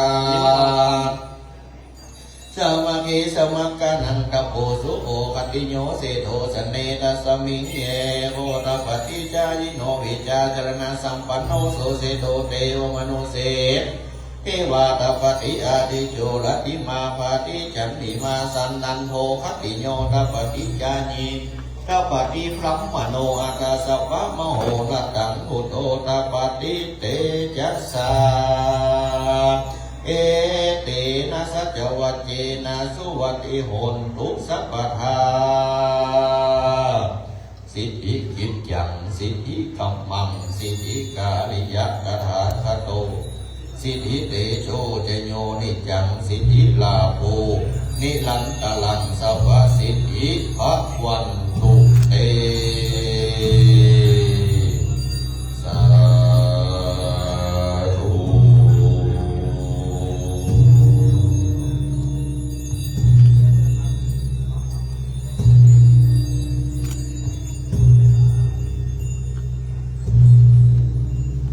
แชร์เพจที่ลงของวัดกับนิ้วทอง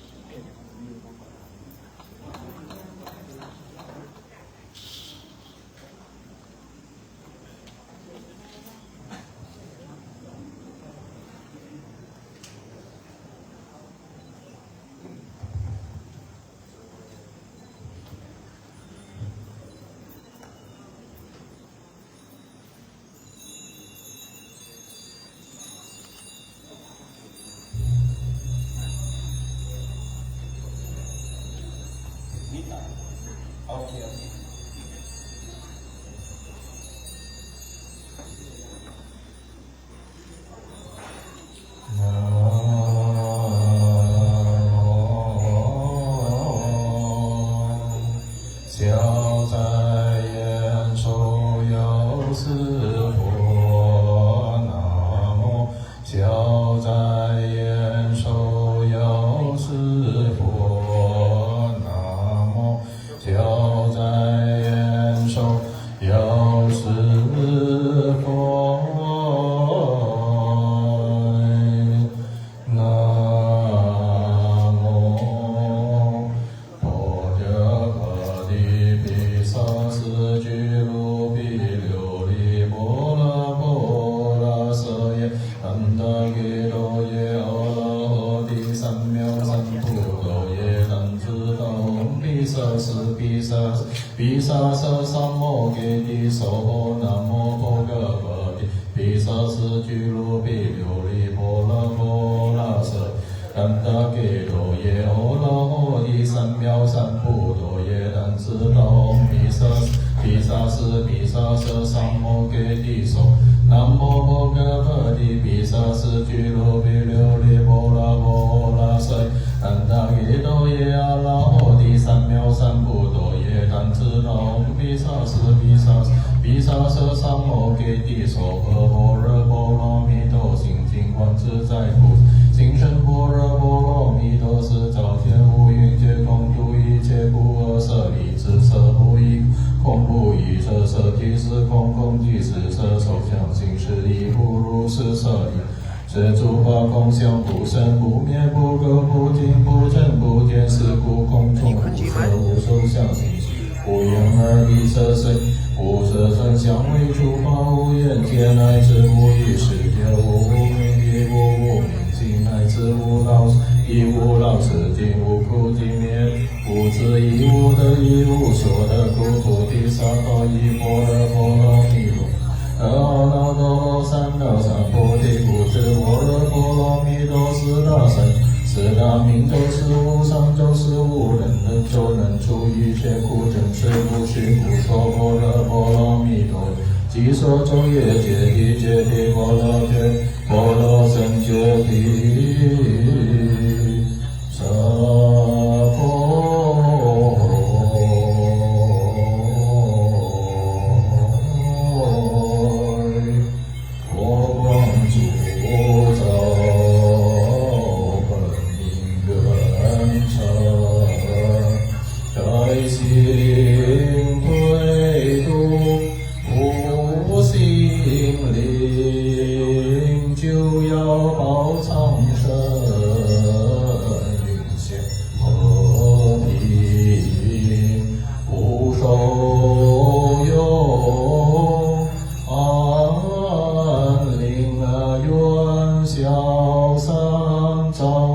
诸烦恼缘得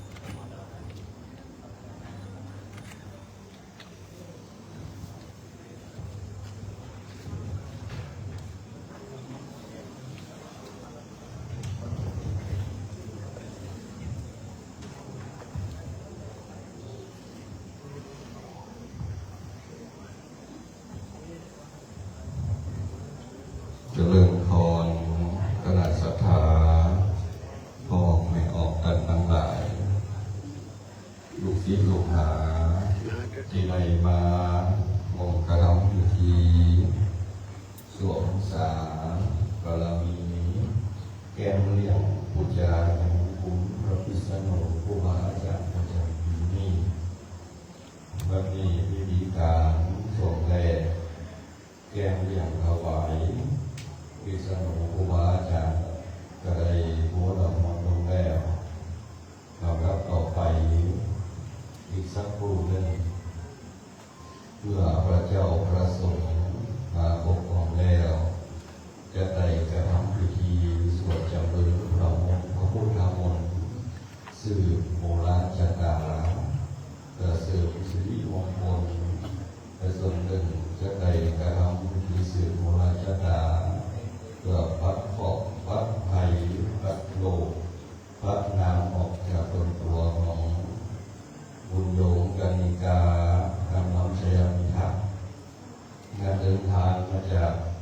จังหวัดกาญจนบุรีเพื่อหายจากโรคจากภัย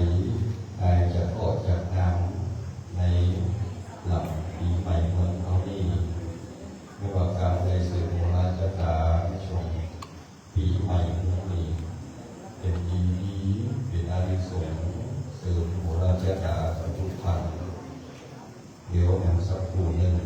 เราแบบทั้งหลายก็จะได้หอบกันกระทำพิธีสืบโบราณจาราเป็นลำดับต่อไปวันนี้เรารอพระเจ้าประสงค์ความดับทั้งหลายทำได้อยู่ทั้งบุญทั้งบาปอยู่แล้วซึ่งมาหนังทำบุญในเนี่ยเราอีไหนหวานหนังไปเลยตัวไหนหวานหนังสามารถหนังได้เดี๋ยวเอากันทั้งหลายเขาเอากันทำพิธีต่อไปเป็นรับต่อไป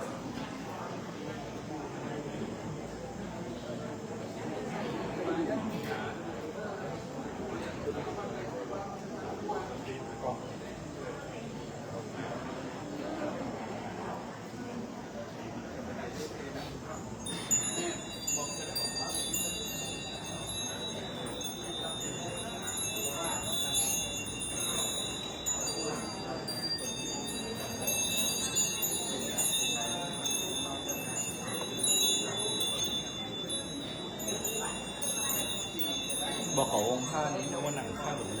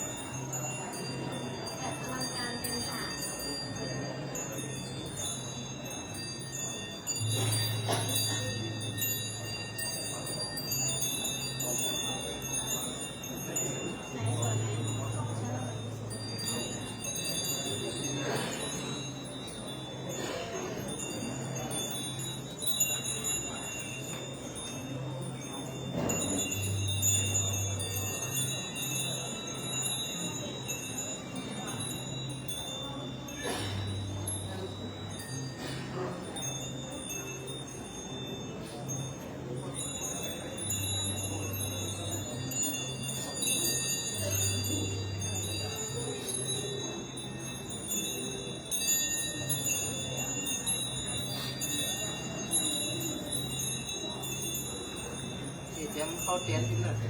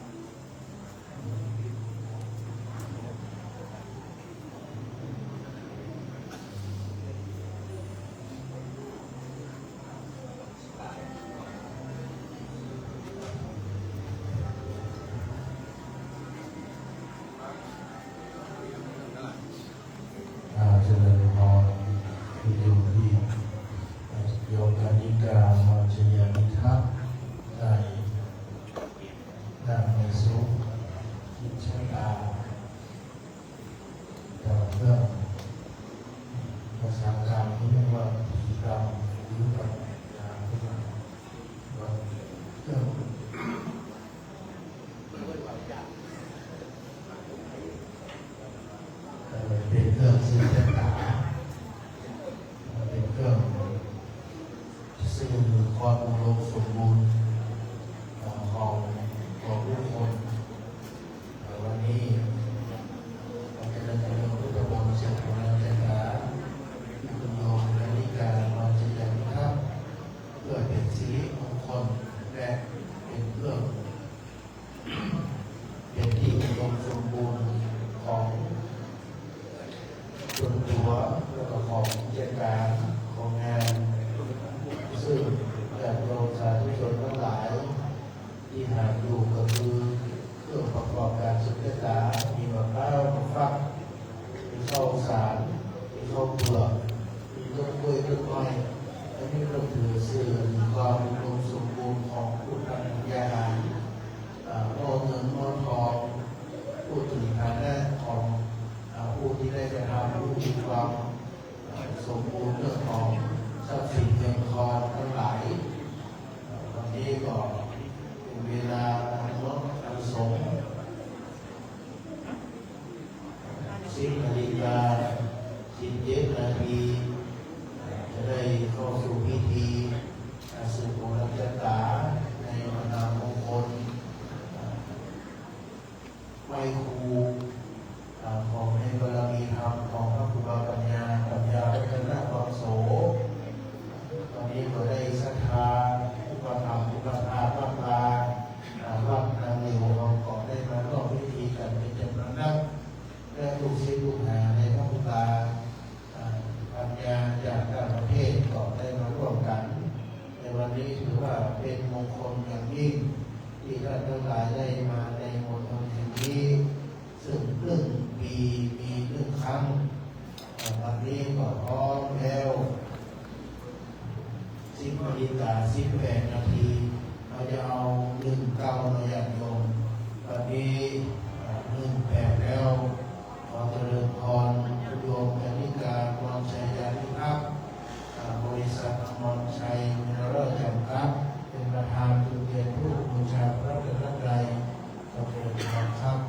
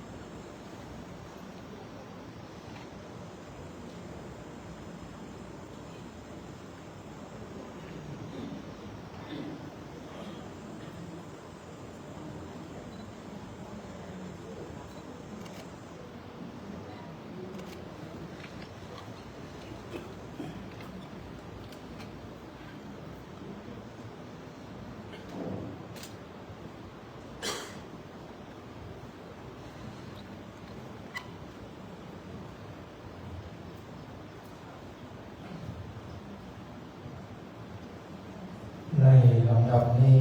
คณะศรัทธาพอออกไม่ออกทั้งหลายจะได้ร่วมกันกล่าวคำบูชาพระรัตนตรัยสมาทานศีลโดยพร้อมเพรียงกันนะครับอิมินาสการินาพุทธังอภิปูชยามะอิมินาสการินาธัมมังอภิปูชยามะอิมินาสการินาสังฆังอภิปูชยามะอะระหังสัมมาสัมพุทโธภะคะวาพุทธังภะคะวันตังอภิวาเทมิสวากาโตภะคะวะตาธัมโมธัมมังนัมสสามิสุปฏิปันโนภะคะวะโตสาวกสังโฆสังฆังนามามิมะยังพันเตวิสุงวิสุงรักขณทายาติสารเนนะสหปัญจศีลานิยจามะทุติยัมปิมะยังพันเตวิสุงวิสุงรักขณทายาติสารเนนะสหปัญจศีลานิยจามะตาติยัมปิมะยังพันเตวิสุงวิสุงรักขณทายาติสารเนนะสหปัญจศีลานิยจามะ นะโมตัสสะภะคะวะโตอะระหะโตสัมมาสัมพุทธัสสะนะโมตัสสะภะคะวะโตอะระหะโตสัมมาสัมพุทธัสสะนะโมตัสสะภะคะวะโตอะระหะโตสัมมาสัมพุทธัสสะ นะโมตัสสะภะคะวะโตอะระหะโตสัมมาสัมพุทธัสสะนะโมตัสสะภะคะวะโตอะระหะโตสัมมาสัมพุทธัสสะนะโมตัสสะภะคะวะโตอะระหะโตสัมมาสัมพุทธัสสะ พุทธังสรณังกัจฉามิ พุทธังสรณังคัจฉามิ ธัมมังสรณังกัจฉามิ ธัมมังสรณังคัจฉามิ สังฆังสรณังกัจฉามิ สังฆังสรณังคัจฉามิ ทุติยัมปิพุทธังสรณังกัจฉามิ ทุติยัมปิพุทธังสรณังคัจฉามิ ทุติยัมปิธัมมังสรณังกัจฉามิ ทุติยัมปิธัมมังสรณังคัจฉามิ ทุติยัมปิสังฆังสรณังกัจฉามิ ทุติยัมปิสังฆังสรณังคัจฉามิ ตติยัมปิพุทธังสรณังกัจฉามิ ตติยัมปิพุทธังสรณังคัจฉามิ ตติยัมปิธัมมังสรณังกัจฉามิ ตติยัมปิธัมมังสรณังคัจฉามิ ตติยัมปิสังฆังสรณังกัจฉามิ ตติยัมปิสังฆังสรณังคัจฉามิ ติสรณะคัมนังนิทิตา อามะพันเต ปานาติปาตาเวระมณีสิกขาปะทังสมาธิยามิ ปานาติปาตาเวรมณีสิกขาปะทังสมาธิยามิ อาทินนาทานาเวระมณีสิกขาปะทังสมาธิยามิ อาทินนาทานาเวรมณีสิกขาปะทังสมาธิยามิ กาเมสุมิชาจาราเวระมณีสิกขาปะทังสมาธิยามิ กาเมสุมิชฌาจาราเวรมณีสิกขาปะทังสมาธิยามิ มุสาวาตาเวระมณีสิกขาปะทังสมา สาวาทาเวรมณีสิกขาปะทังสมาธิยามิสุราเมรยมัชฌะปมาทัฏฐานาเวรมณีสิกขาปะทังสมาธิยามิสุราเมรยมัชฌะปมาทัฏฐานาเวรมณีสิกขาปะทังสมาธิยามิอิมานิปัญจสิกขาปะตามิสิเรนะสุขติยันติสิเรนะโภคสัมปทาสิเรนะนิพพุติยันติตัสมาสิรังวิโสทะเย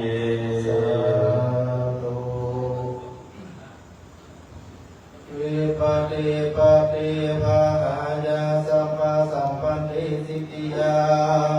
สัพพะโลกาวินาศายะปริตังโพธัมมังคลังวิปติปฏิภาหายาสัมปะสัมปันติสิทธิยา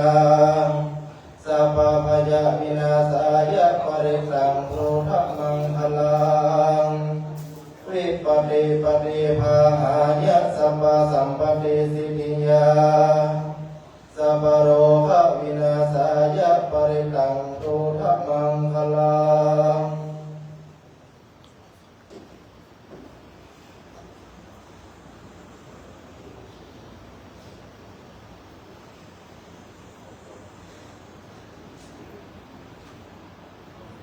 ก่อนที่เราจะได้เจริญพระพุทธมนต์นั้นจะได้ประกอบพิธีในเมตตาบารมีธรรมของพระครูบาปัญญาจะได้ส่งเคราะห์แด่โบราณล้านนาคือการลูกศิษย์ก็คือคุณโยมกันนิกาอมรชยาพิทักษ์โดยพระครูบาเทวิน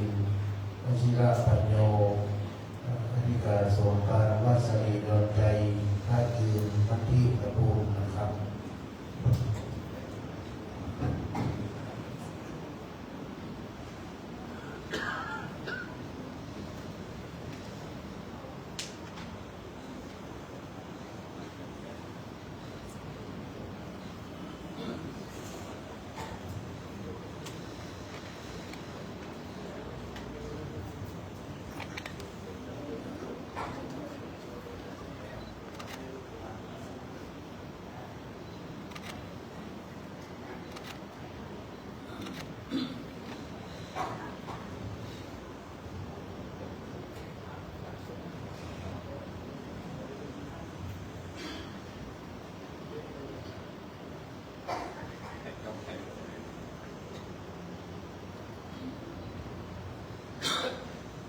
สุนันตุคนโตเทวาสังฆายโยดุลาเทวดาเขาตนมีพญาทิจันการปุณพันทรงเสาลาหูเกตนาวาขาตั้งเขาเป็นที่สุดบัดนี้ไม่มีตนตัวยังมูลละสันทาอุปาสิกายังคุณโยมกันนิกาอมรชัยาพิทางในพระเจ้าเจ้าเสือเจ้าพาเจ้าจือเครื่องขีญาปูจานในกาลาบัดนี้อาณาเป็นกังวลอนตายนานาต่างๆเป็นภาวะบ่ขาดอันสันนี้ก็ดีจักว่าได้ถูกต้อง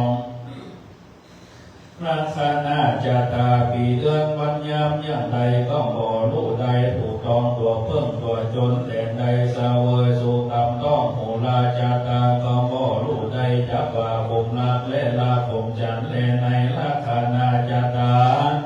ยันตนจันการยันไปอย่างใดอย่างหนึ่งก็บ่รู้ใดอันใดเป็นใหญ่เกยยังก็ตั้งลายก็เท่าว่ามีแต่ท่านทั้งเก่าตนห่างกันดำเฮือเป็นสิ่งเดียวบัดนี้เจ้าเสือเจ้าพาเจ้าเพื่อนขีญาจะตาผู้เป็นเปียที่พญาไตตกแต่งเป็นยาเครื่องปริกรรมปูจาสการแก่ต่างทั้งหลายเพื่อเนื้อพ้นเสียยังอุปันภาวะต่างบนวนตายทั้งหลายทั้งมวลแต่ดีลีวัดนี้ต่างทั้งเก่ามีพญาอาทิตย์จากการปูพันสุขเสาลาโมเกนาวาขาตั้งเก่าเป็นที่สุดอันเคยวัดแวดพัดไปมาในกว่าตัสสะ1204 ปีเดือนปัญญาม เกิดมาตาปะธรรมะจำโลกแต่มีคนลักษณะจะทาและสัตถุปาปะขอหาเทียวถูกต้องของจุโตโสกาของมอละนาไตจากของใดมันอาจจะที่อยู่ที่กินใดเสพไม่ของใดบังเกิดยังโลกาเจ็บไข้และขอฝุ่งโสมานาก็ยังมีกรรมเมตตาบุญนาโจกลาบแล้วก็เป็นกรรมสุภาพแห่งเทวมุตเทวดาทั้งหลายบัดนี้หายาป่าป้อมก็ได้มาถูกต้องรัตนาจตาแห่งตนตัวโมลาสธาเจ้าเสือเจ้าพาเจ้าเครื่องขี่ยาปูจาก่อนใดยังตกแต่งแปลงพ้องเครื่องขี่ยาปูจาสักการนาวากาหานาการตะเลิทั้งหลายก็เพื่อว่าจะเมื่อหายเสียยังเปียที่พยานอันตรายเมื่อได้หายเสียยังสัพพะในตนในตัวดูภาการนี้ตนตัวด้วยแต่งแปลงยังเครื่องพูดจาสปะโภชนาลายสิ่งมีกาธานียายิ่งหลายภาการมีตังเก่งส้มและแกงหวานก็ต่างกล้วยอ้อยหมักเมี่ยงปูยาจินทิปาทิส้มสุกลูกไม้โจขาวเหลืองดำแดงตังลายของไผ่สปะของกินใส่นามีตังปูอาและมาลาดมต่อทอดดอกไม้และลำเทียนเต็มตำหมอกปูจาขอราธนาเจ้าทั้งหลายจงเสด็จลีลามากับด้วยบริวารแห่งตนมาหับเอายังเครื่องขี่ยาปูจาสักการข้าวน้ำโภชนาอาหารในสถานขอเมื่อเจ้าเสือเจ้าป่าเจ้าเครื่องขี่ยาปูจานี่ในพ้นเสียยังโศกาอาพาธเมื่อได้หายเสียยังเพียทิพยากังวลอันตรายขออย่ามีข้อในตนในตัวสักอย่างเมื่อเป็นดังน้ำกินการตกจากใบบัวใบบอนก็เมื่อโลเสสะรอนสักหน่อยเมื่อได้ถอนเสียยังเปียทิพยาแลกไทยาโลกาอันเปิดกลัวหลายสิ่งสปอขอยิ่งหลายภาการมีตนว่าน่าจะภัยโยระภัยมนุษย์ภัยมนุษย์ภัยเสือมีจะแท้เนื้อข้าแก่ข้าดอกกองนาไม่ออกดาบเพื่อข้าทั้งหลายเมื่อใดหายเสียยังด้วยเตจาอานุภาพมันโดยแต่งแปลงยังเพื่อปูจาแก่นางการจะเลิศทั้งเอาโดนเล่นแต่กระบัดนี้วันนี้ยามนี้ไปนา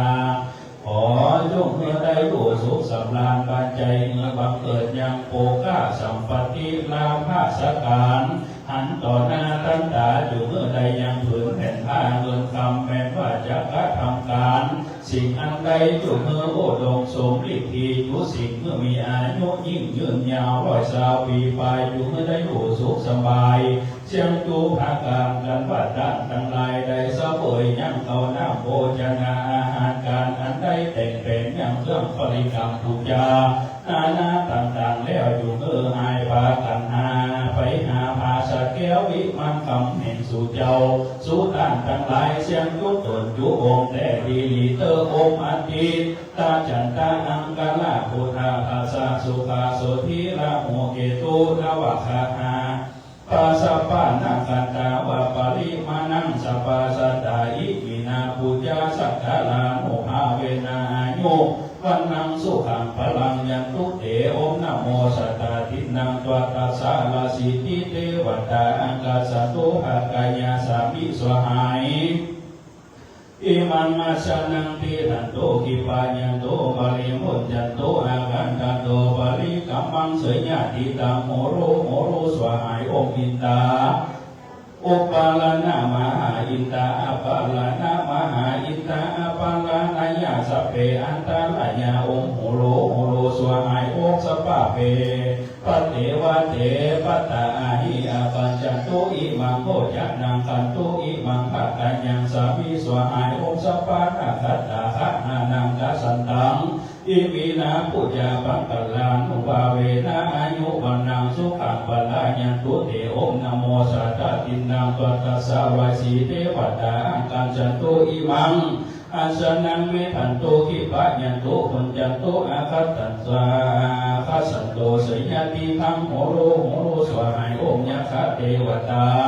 จตุนังปะราจุนังปะลังลากัมปิอังกัญจันตุปุจจาสังฆลังปฏิกัณหันตุอิมังวิเทเตตุกัสสันตุนัจจันตุโหโร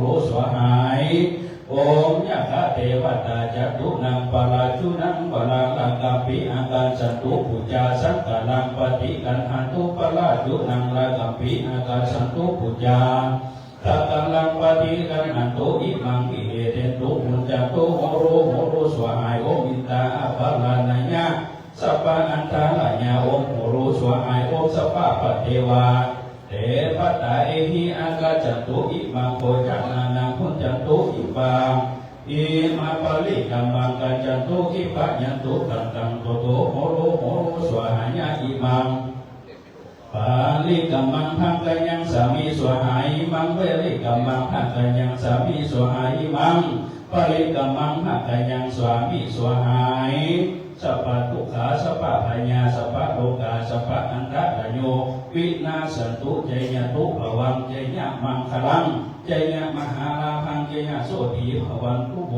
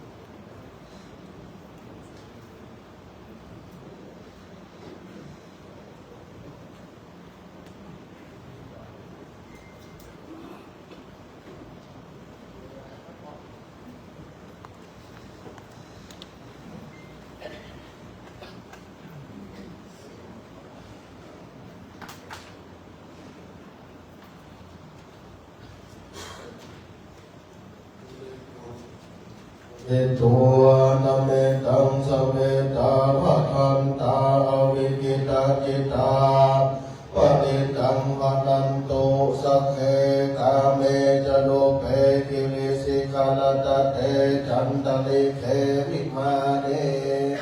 เทเประเทจักเมตารุวนาคาเนเกนาวะตุเมเตเตโอมาจยันโตเทวาจารดารวิสเมยกากันตปนาคาติขันตสันติเกยังโมนิวลปัจจนังสาธโมเมสุนันโตธัมมาสวรรคาโลอายัมหะทันตาธัมมาสวรรคาโลอายัมหะทันตาธัมมาสวนาคาโลเอกัมมะทันตานะโมตัสสะภะคะวะโตอะระหะโตสัมมาสัมพุทธัสสะนะโมตัสสะภะคะวะโตอะระหะโตสัมมาสัมพุทธัสสะนะโมตัสสะภะคะวะโตอะระหะโตสัมมาสัมพุทธัสสะธัมสะระนังกัจฉามิธัมมังสะระนังกัจฉามิสังฆังสะระนังกัจฉามิโตติยัมปิพุทธังสะระนังกัจฉามิโตติยัมปิธัมมังสะระนังกัจฉามิโตติยัมปิสังฆังสะระนังกัจฉามิตติยัมปิพุทธังสะระนังกัจฉามิตติยัมปิธัมมังสะระนังกัจฉามิตติยัมปิสังฆังสะระนังกัจฉามิสัมพุทเทอะทะเวสัญญาทวาทาสัญญาสหัสสะเกปัญญาสัทธาสหัสสะเนนะมาเมเสลาสาหังเกสังฆัมมัญญาสังฆัญจาอัตตะเตนะนะมามิหังนะมะกังอนุภาเวนะหันตวะสัพเพโอภา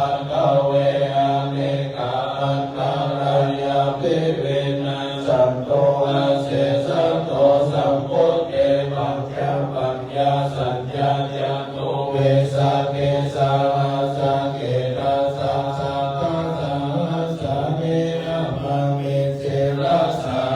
นังเตสังฆมัจจสังฆัญญากะเวนะนะมามิหังนะมาคาราอุภาเวนะอันตสัมเมโอปัตตเวอะเนกาตะไลยะภิวินาสันโตอาเสสัตโตเตตะวุตตะลาสัตเตอะตานัตตะเลสัสสะหัสสะเกวิสัตติสัตตาสาหัสสะเนนะมามิสิรัสสะอะหังเตสังฆมัญญาสังฆัญญากะเวนะนะมามิหังนะมังคลาโลภาเวนะอัตวาสัมเมโอปัตตเวอะเนกาอันตรายะภิวินาสันโตอาเสสัตโตปัสสะสัจจโรกัสสะโมหิภาวะโตสัพพะอาสัสสะนัมมิญญโลกัญจเทวะรังคันโตสัพพะทัสสะติโกโตโสกิสัพเพปริวาเรอาคาโนอานิกาโสมานาหุนโตสหัสสะเมยะเทปิรัจจโตวะโจระโตวะมาโนสะโตวะอัมมาโนสะโตวะอาเกโตวะโอตากะโตวะปิสัจจโตวะกาโนกะโตวะกังกะกะโตวะนาคะตะโตวะยะนาปัตตาโลกะโตวะ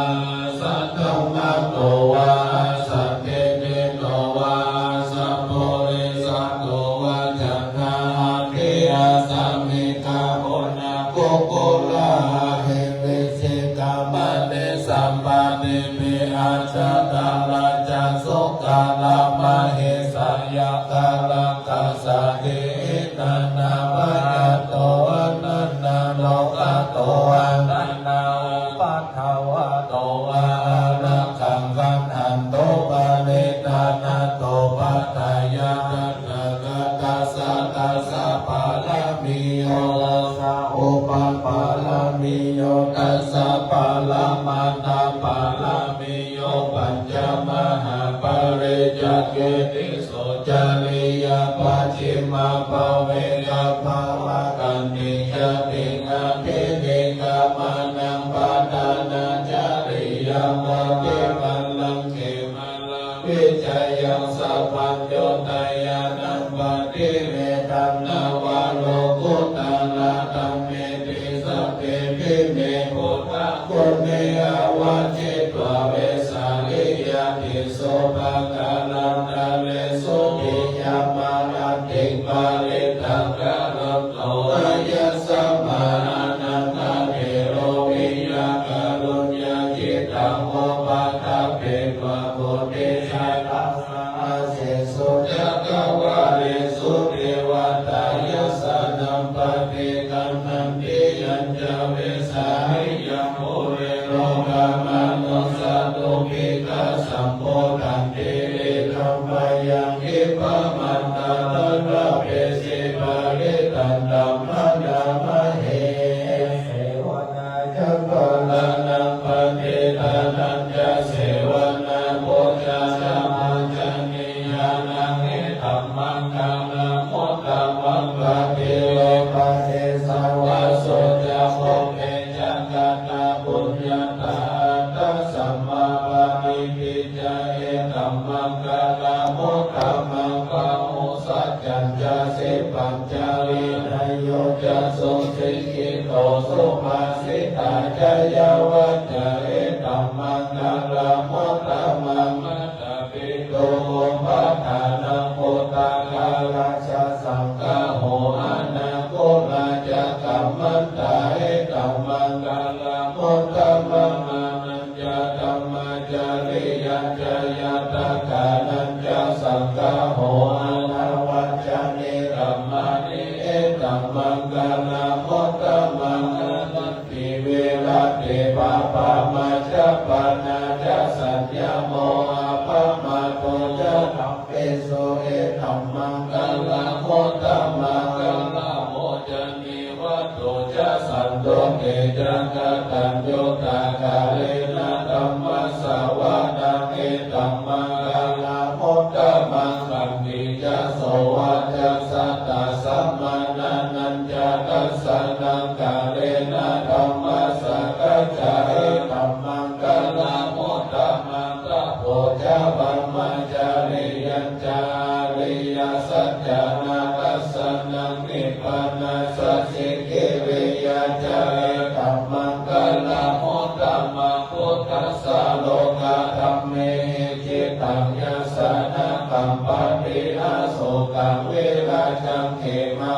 ธัมมังกัลลาโมตตะมังเอตาติสานิคัตวะตัสสะปัตตะมาปัลลาจิตตาสัพพะตะโสติขจันเตตันเตสัมมังกัลลาโมตตะมันติมหามังกัลลาสุตั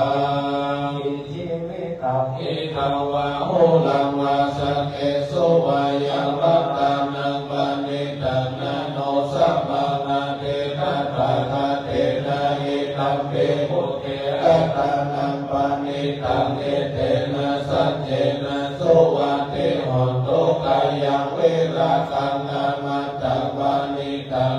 อาสักกะสักกายะโมติสัมมาเอโตนะเตนะธัมเมนะสัมปัตติกินเจธัมเปธัมเมรัตนังปานิตังเอเตนะสัจเจนะสุวัตติหนตุยังพุทธเสโตภะริวันนะเยสุจิงสมาธิมานันดาเรกัญญามาโหสมาธินาเตนะสัมโมนาเวจเนตัมเปนัมเมรัตานังปานิตังเอเตนะสัจเจนะสุวัตติหนตุเยปุกัลลา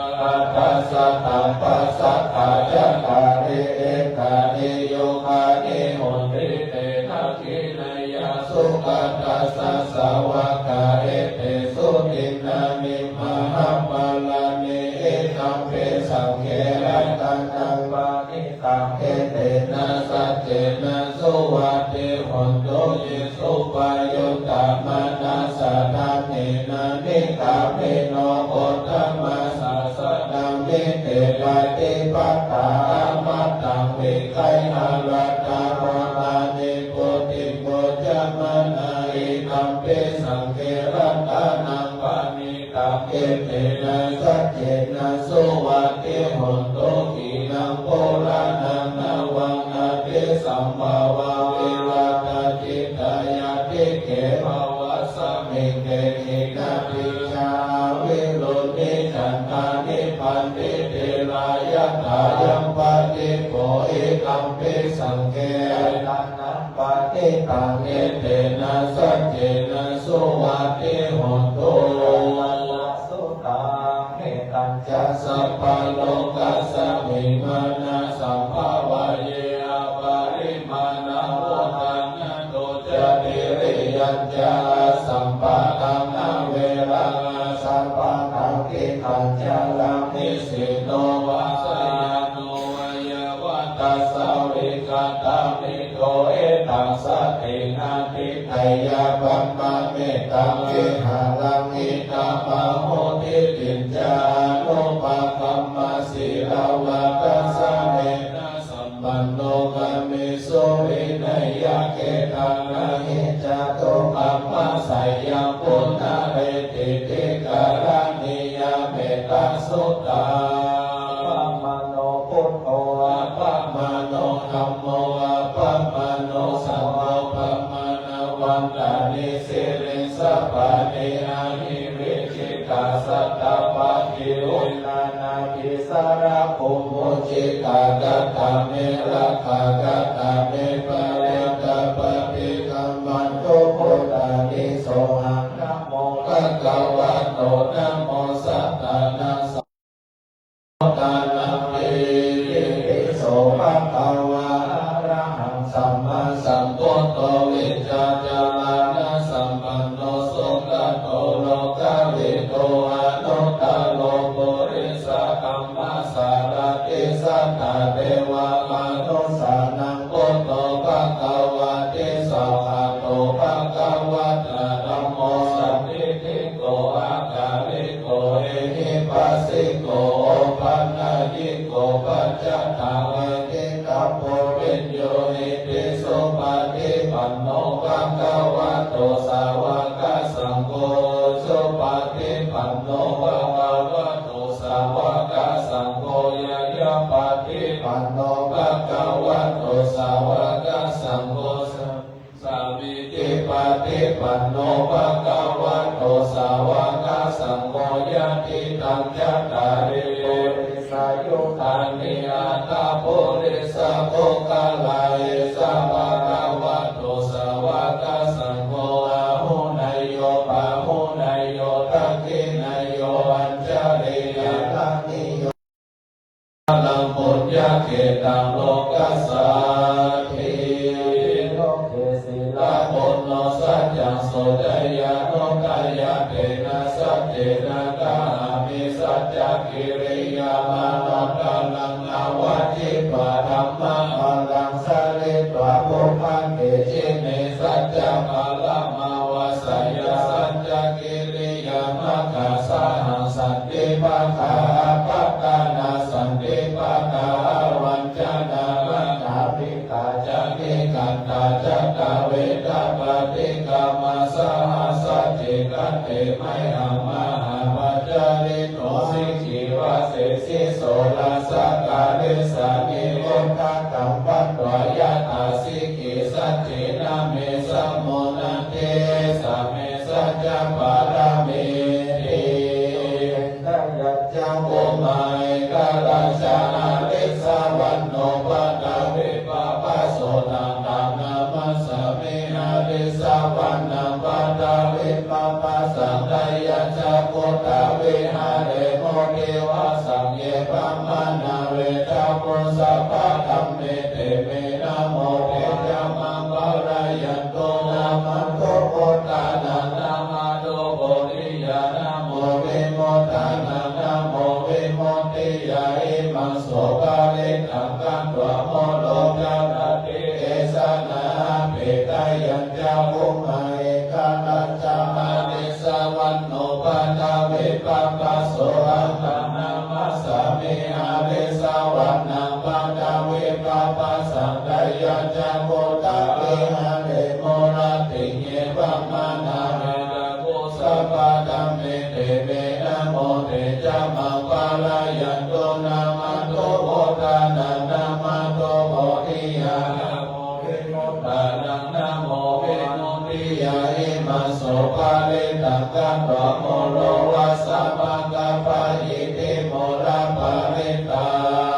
งโมสังสังฆะโตธัมมานังวิจโยตถาเวริยังวิธิปัสสะเทโพจังกาจัตตาถาภะเรสัมมาตุเบกาโพจังกาสัตเตเตสัพพะทัสสินาโลกินาสัมมาทังกันตาภะเวทาภะโมเลกันตาสัมวันตันเตอภิญญายานิพพานายัจจโพธิยาเอเตนะสัจจาเทนะโสเตเตวันโตสัมปันนาเอกสัมมิงสัมมาเยนะโตโมกาลานัมจักขัสสะปังคิลานิโตกิเตเกสะโพจักเกจักขันเตสะเยเตจัตตานาเปนาเนตวะโลกาโมจิโสตังคาเน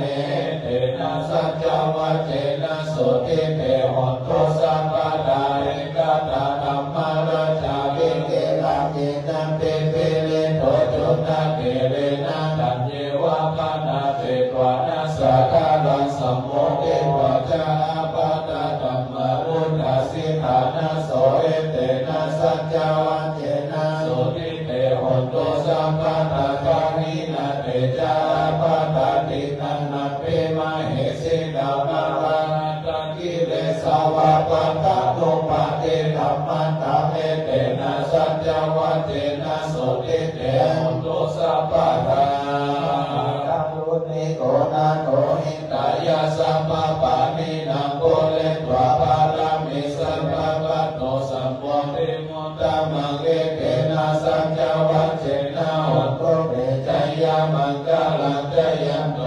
ทิยาโพเรสังกายานันนันเทวะกาโนเอวังวะวิจโยโหหิจ ยาสุเตยะมังกาเลอะมัลลัจิตา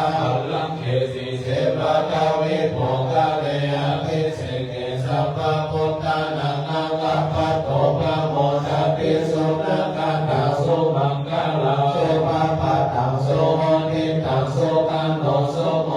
โตยะสุยิกัมปะมัจจาเรสุปาทากินังกายกัมมาจากัมมังปาทากินังปาทากินังมโนกัมมังปานิจิเตปาทากินาปาทากินานิตัตวนาราปัตเตปาทากิเนสัมยัตวะพุทธะรัตนาโวสัทธาโวตัมมังวะลามิตังเทวามนุสานังพุทธะเตเจนะโสเทนะนาสันโตปัตตวาสัพเพทุกขาโอปัสสะเมโตเตสัพพะวะธัมมารัตนังวัฏฏังโมตัมมังวะรังปะลิลาโอปัสสะมานังเตเจนะโสเทนะนาสันโตปัตตวาสัพเพพยาโอปัสสะเมโตเตสัพพะวังคาลกังนังโอสัทธังโมตังนังมาลาโหนัยยังปะโหนัยยังสัมมาเตเจนะโสเทนะนาสันโตปัตตวาสัพเพอุปัสสะเมโตเตอะหิเมสาลานังอัญญังพุทโธเมสาลานังวะลังเกเตนะสัจจวะเจนะโหตุเตชัยมังคลังอะทิเมสาลานังอัญญังธัมโมเมสาลานังวะลังเกเตนะสัจจวะเจนะโหตุเตชัยมังคลังอะทิเมสาลานังอัญญังสัมโมเมสาลานังวะลังเกเตนะสัจจวะเจนะโหตุเตชัยมังคลังยันโทเนเมตังภวะมังคลังจโยจามะนะโพสัพโอนาสัสสะโตปะปะกะโหตุโสปินังนะกันตังพุทธานุภาเวนะวินาสเมโตยันโทเนเมตังภวะมังคลังจโยจามะนะโพสัพโอนาสัสสะโตปะปะกะโหตุโสปินังนะกันตังธัมมาภาเวนะวินาสเมโตยันโทเนเมตังภวะมังคลังจโยจามะนะโพสัพโอนาสัสสะโตปะปะกะโหตุโสปินังนะกันตังสังฆานุภาเวนะวินาสเมโตทิโอทัสสะวิจโยธัมโมโลเกอนุตตโลสัพพสัตตานิตัณหายันตังบรมขันธาหิเทวะเทปาลิวะเชราชาธรรมเทอมนุเสภาวะเขปะยังเขนะเกวิเศษพุทเถอะกาลมาลเนระยะสัพพสัมมาลันนะโมโตนะเปตวะกาลมานิตังทัสเสวะอนุภาเวนะหุนตุเตโวสุขิสัคคาสุทัสสิรังสัมมากัญญะธัมมังสุจาริตังจาเรตัสเสวะอนุภาเวนะหุนตุเตโวสุขิสัคคาริกิตังจิตติตังพุจารังตังวัจจะตังกังลุงปะเรสันเทสนาสุตวัตตสะอายุภวะตันติกัจจตาเทวะจตาพระมัจจตามหาพระมัจจตาอิสิจตามหาอิสิจตามุนิจตามหามุนิจตาภูริสัจตามหาภูริสัจตาจักรวติจตามหาจักรวติจตาพุทธจตาปัจเจกาพุทธจตาอรหันตจตาสัพพสิทธิวิจาการนังจตาสัพพโลกาจาริยานังจตาสัพพโลกาธิปติยานังจตาเอตินะสัจจวัจเจนะตุยังสุวัติโหตุตุยังสวหายานะโมพุทธัสสะนะโมธัมมัสสะนะโมสังฆัสสะสยาติตังโมโรโมโรสวหายา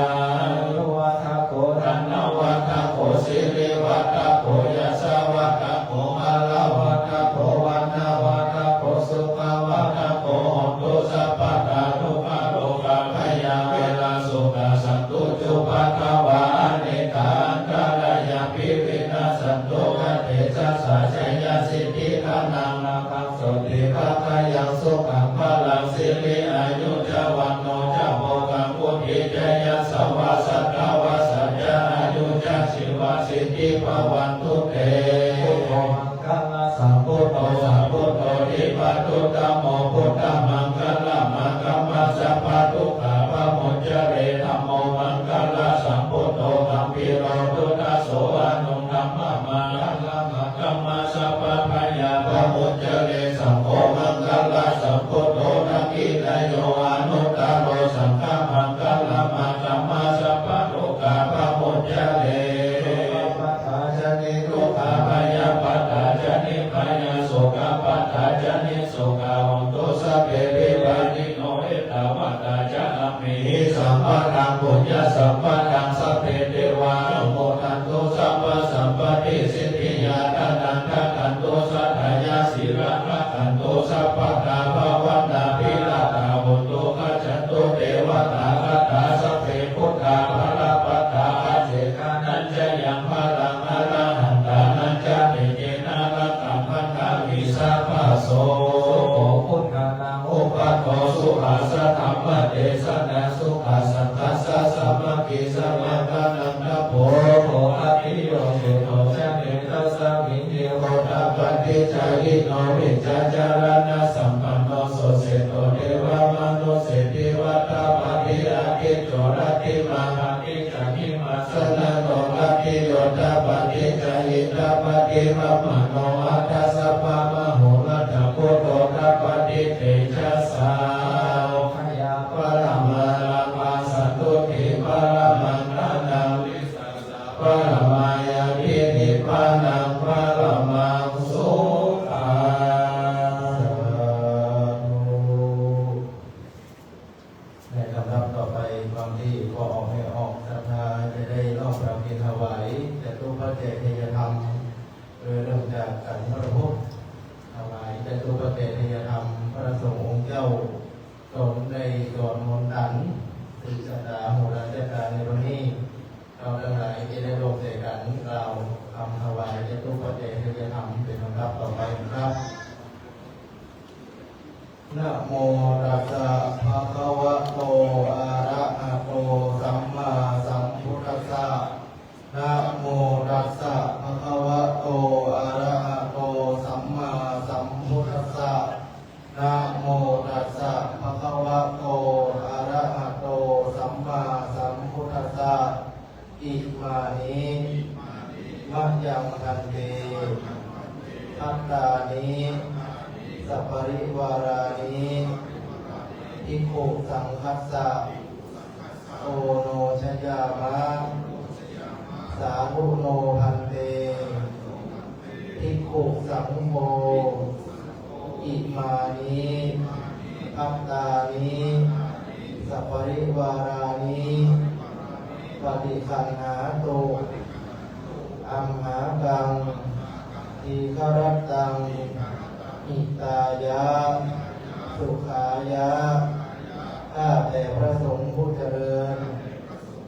ข้าพระเจ้าทั้งหลายขอน้อมถวายซึ่งภัตตาหารพร้อมทั้งของบริวารทั้งหลายเหล่านี้ของข้าพเจ้าทั้งหลายขอพระสงฆ์จงรับซึ่งภัตตาหารพร้อมทั้งของบริวารทั้งหลายเหล่านี้ของข้าพเจ้าทั้งหลายเพื่อประโยชน์เพื่อความสุขเพื่อความเจริญแก่ข้าพเจ้าทั้งหลายตลอดกาลนานเทอญ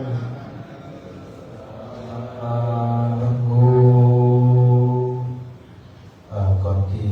จะได้น้อมถวายจตุปัจจัยพระสงฆ์สังฆทินาภิกษุทั้งหลายจะได้น้อมถวายเป็นพุทธบูชาพระองค์พระสัมมาสัมพุทธเจ้าแม้พระองค์จะปรินิพพานไปนานแล้ว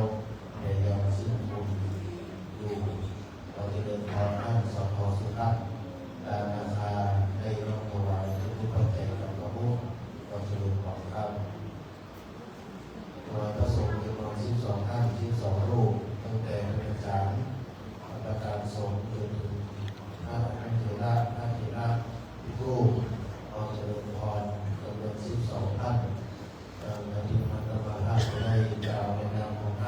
าน 2พลอัสุรชัยไสสารท่านที่3คุณชลากรอัครวีรวิทย์ท่านที่4คุณแม่ขันทองสุศรีท่านที่5คุณชนิดสลาฐาริยะท่านที่6คุณชนิดคุณนิดสอนโยธาราชท่านที่เจ๊กลับได้เลยก็ได้ครับ โยมเมธาพรปาวินท่านที่8คุณวีรินคุณวีรินสุภสิทธิ์คุณพัฒน์ท่านที่9ว่าที่ร้อยตรีผู้ทรงยังปวน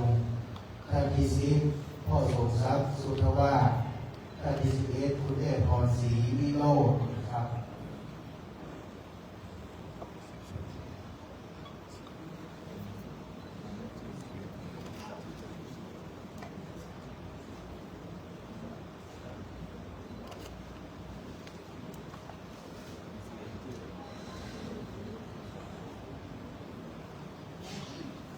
ว่า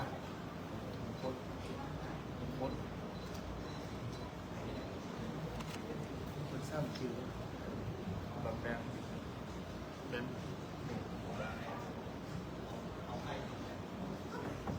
เอาพี่น้องท่านไม่ทราบตัวแทนทุกคนทุกท่านขอเจริญพรจากการเรียนดิสอนศรีสุวรรณถวายท่านอาจารย์ท่านอาจารย์ตรงเสียงที่ผมจีฟูเดอร์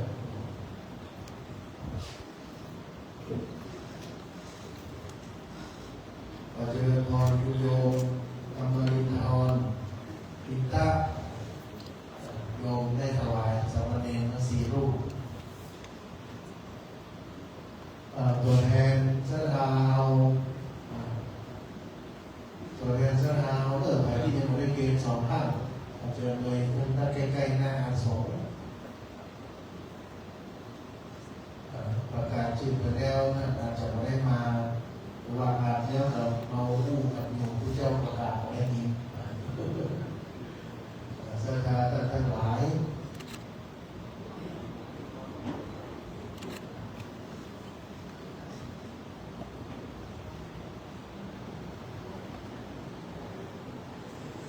ขอลูกศิษย์ในพระบาปัญญาท่านทุกคนได้น้อมถวายในน้อมก็จะเป็นแก้วพันแก่พ่อจ๋า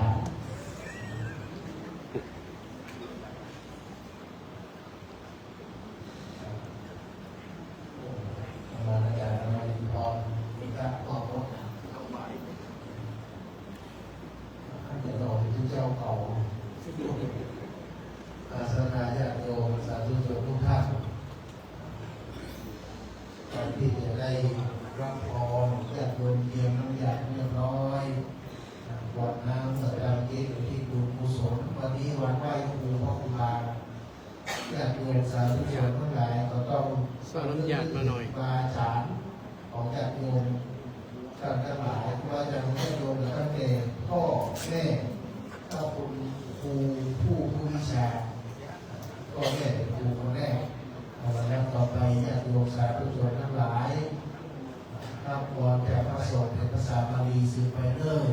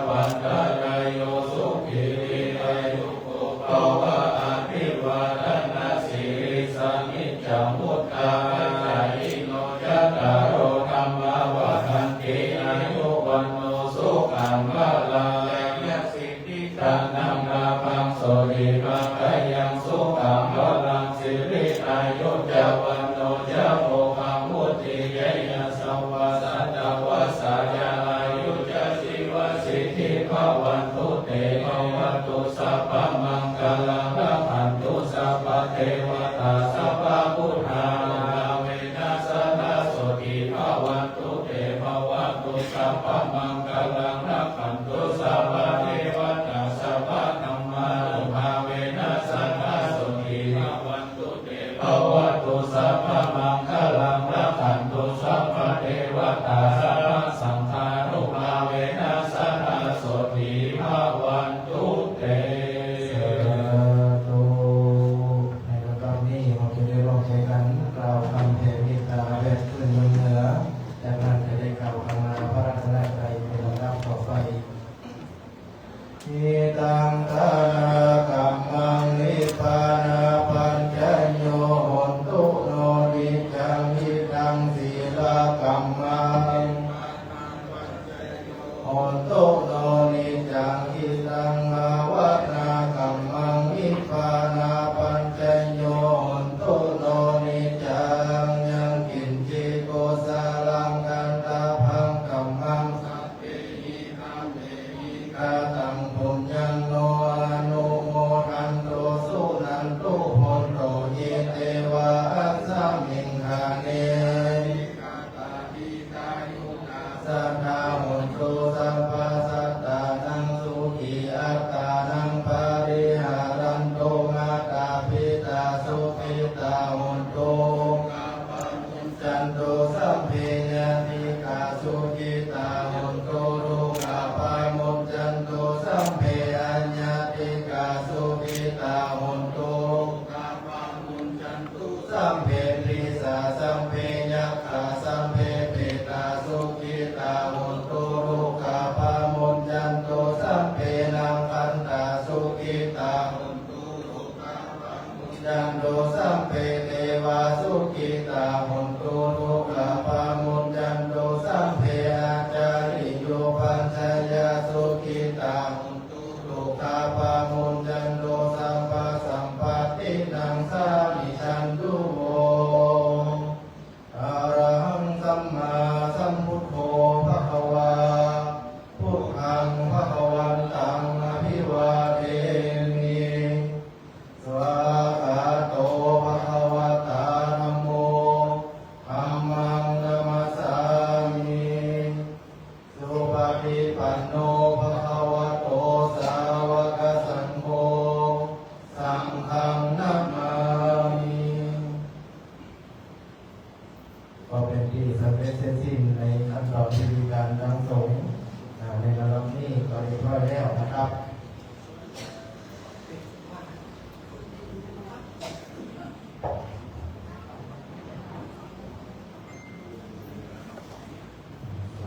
ต่อไปเราจะได้ท่านพระสงฆ์เถระได้ฉันเพล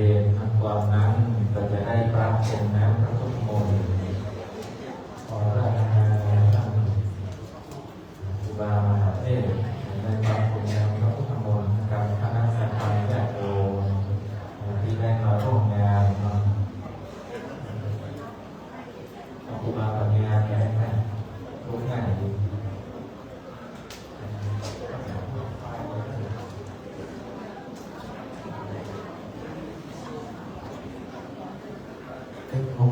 สถานญาติโยมดึงอย่างเงียบๆเลย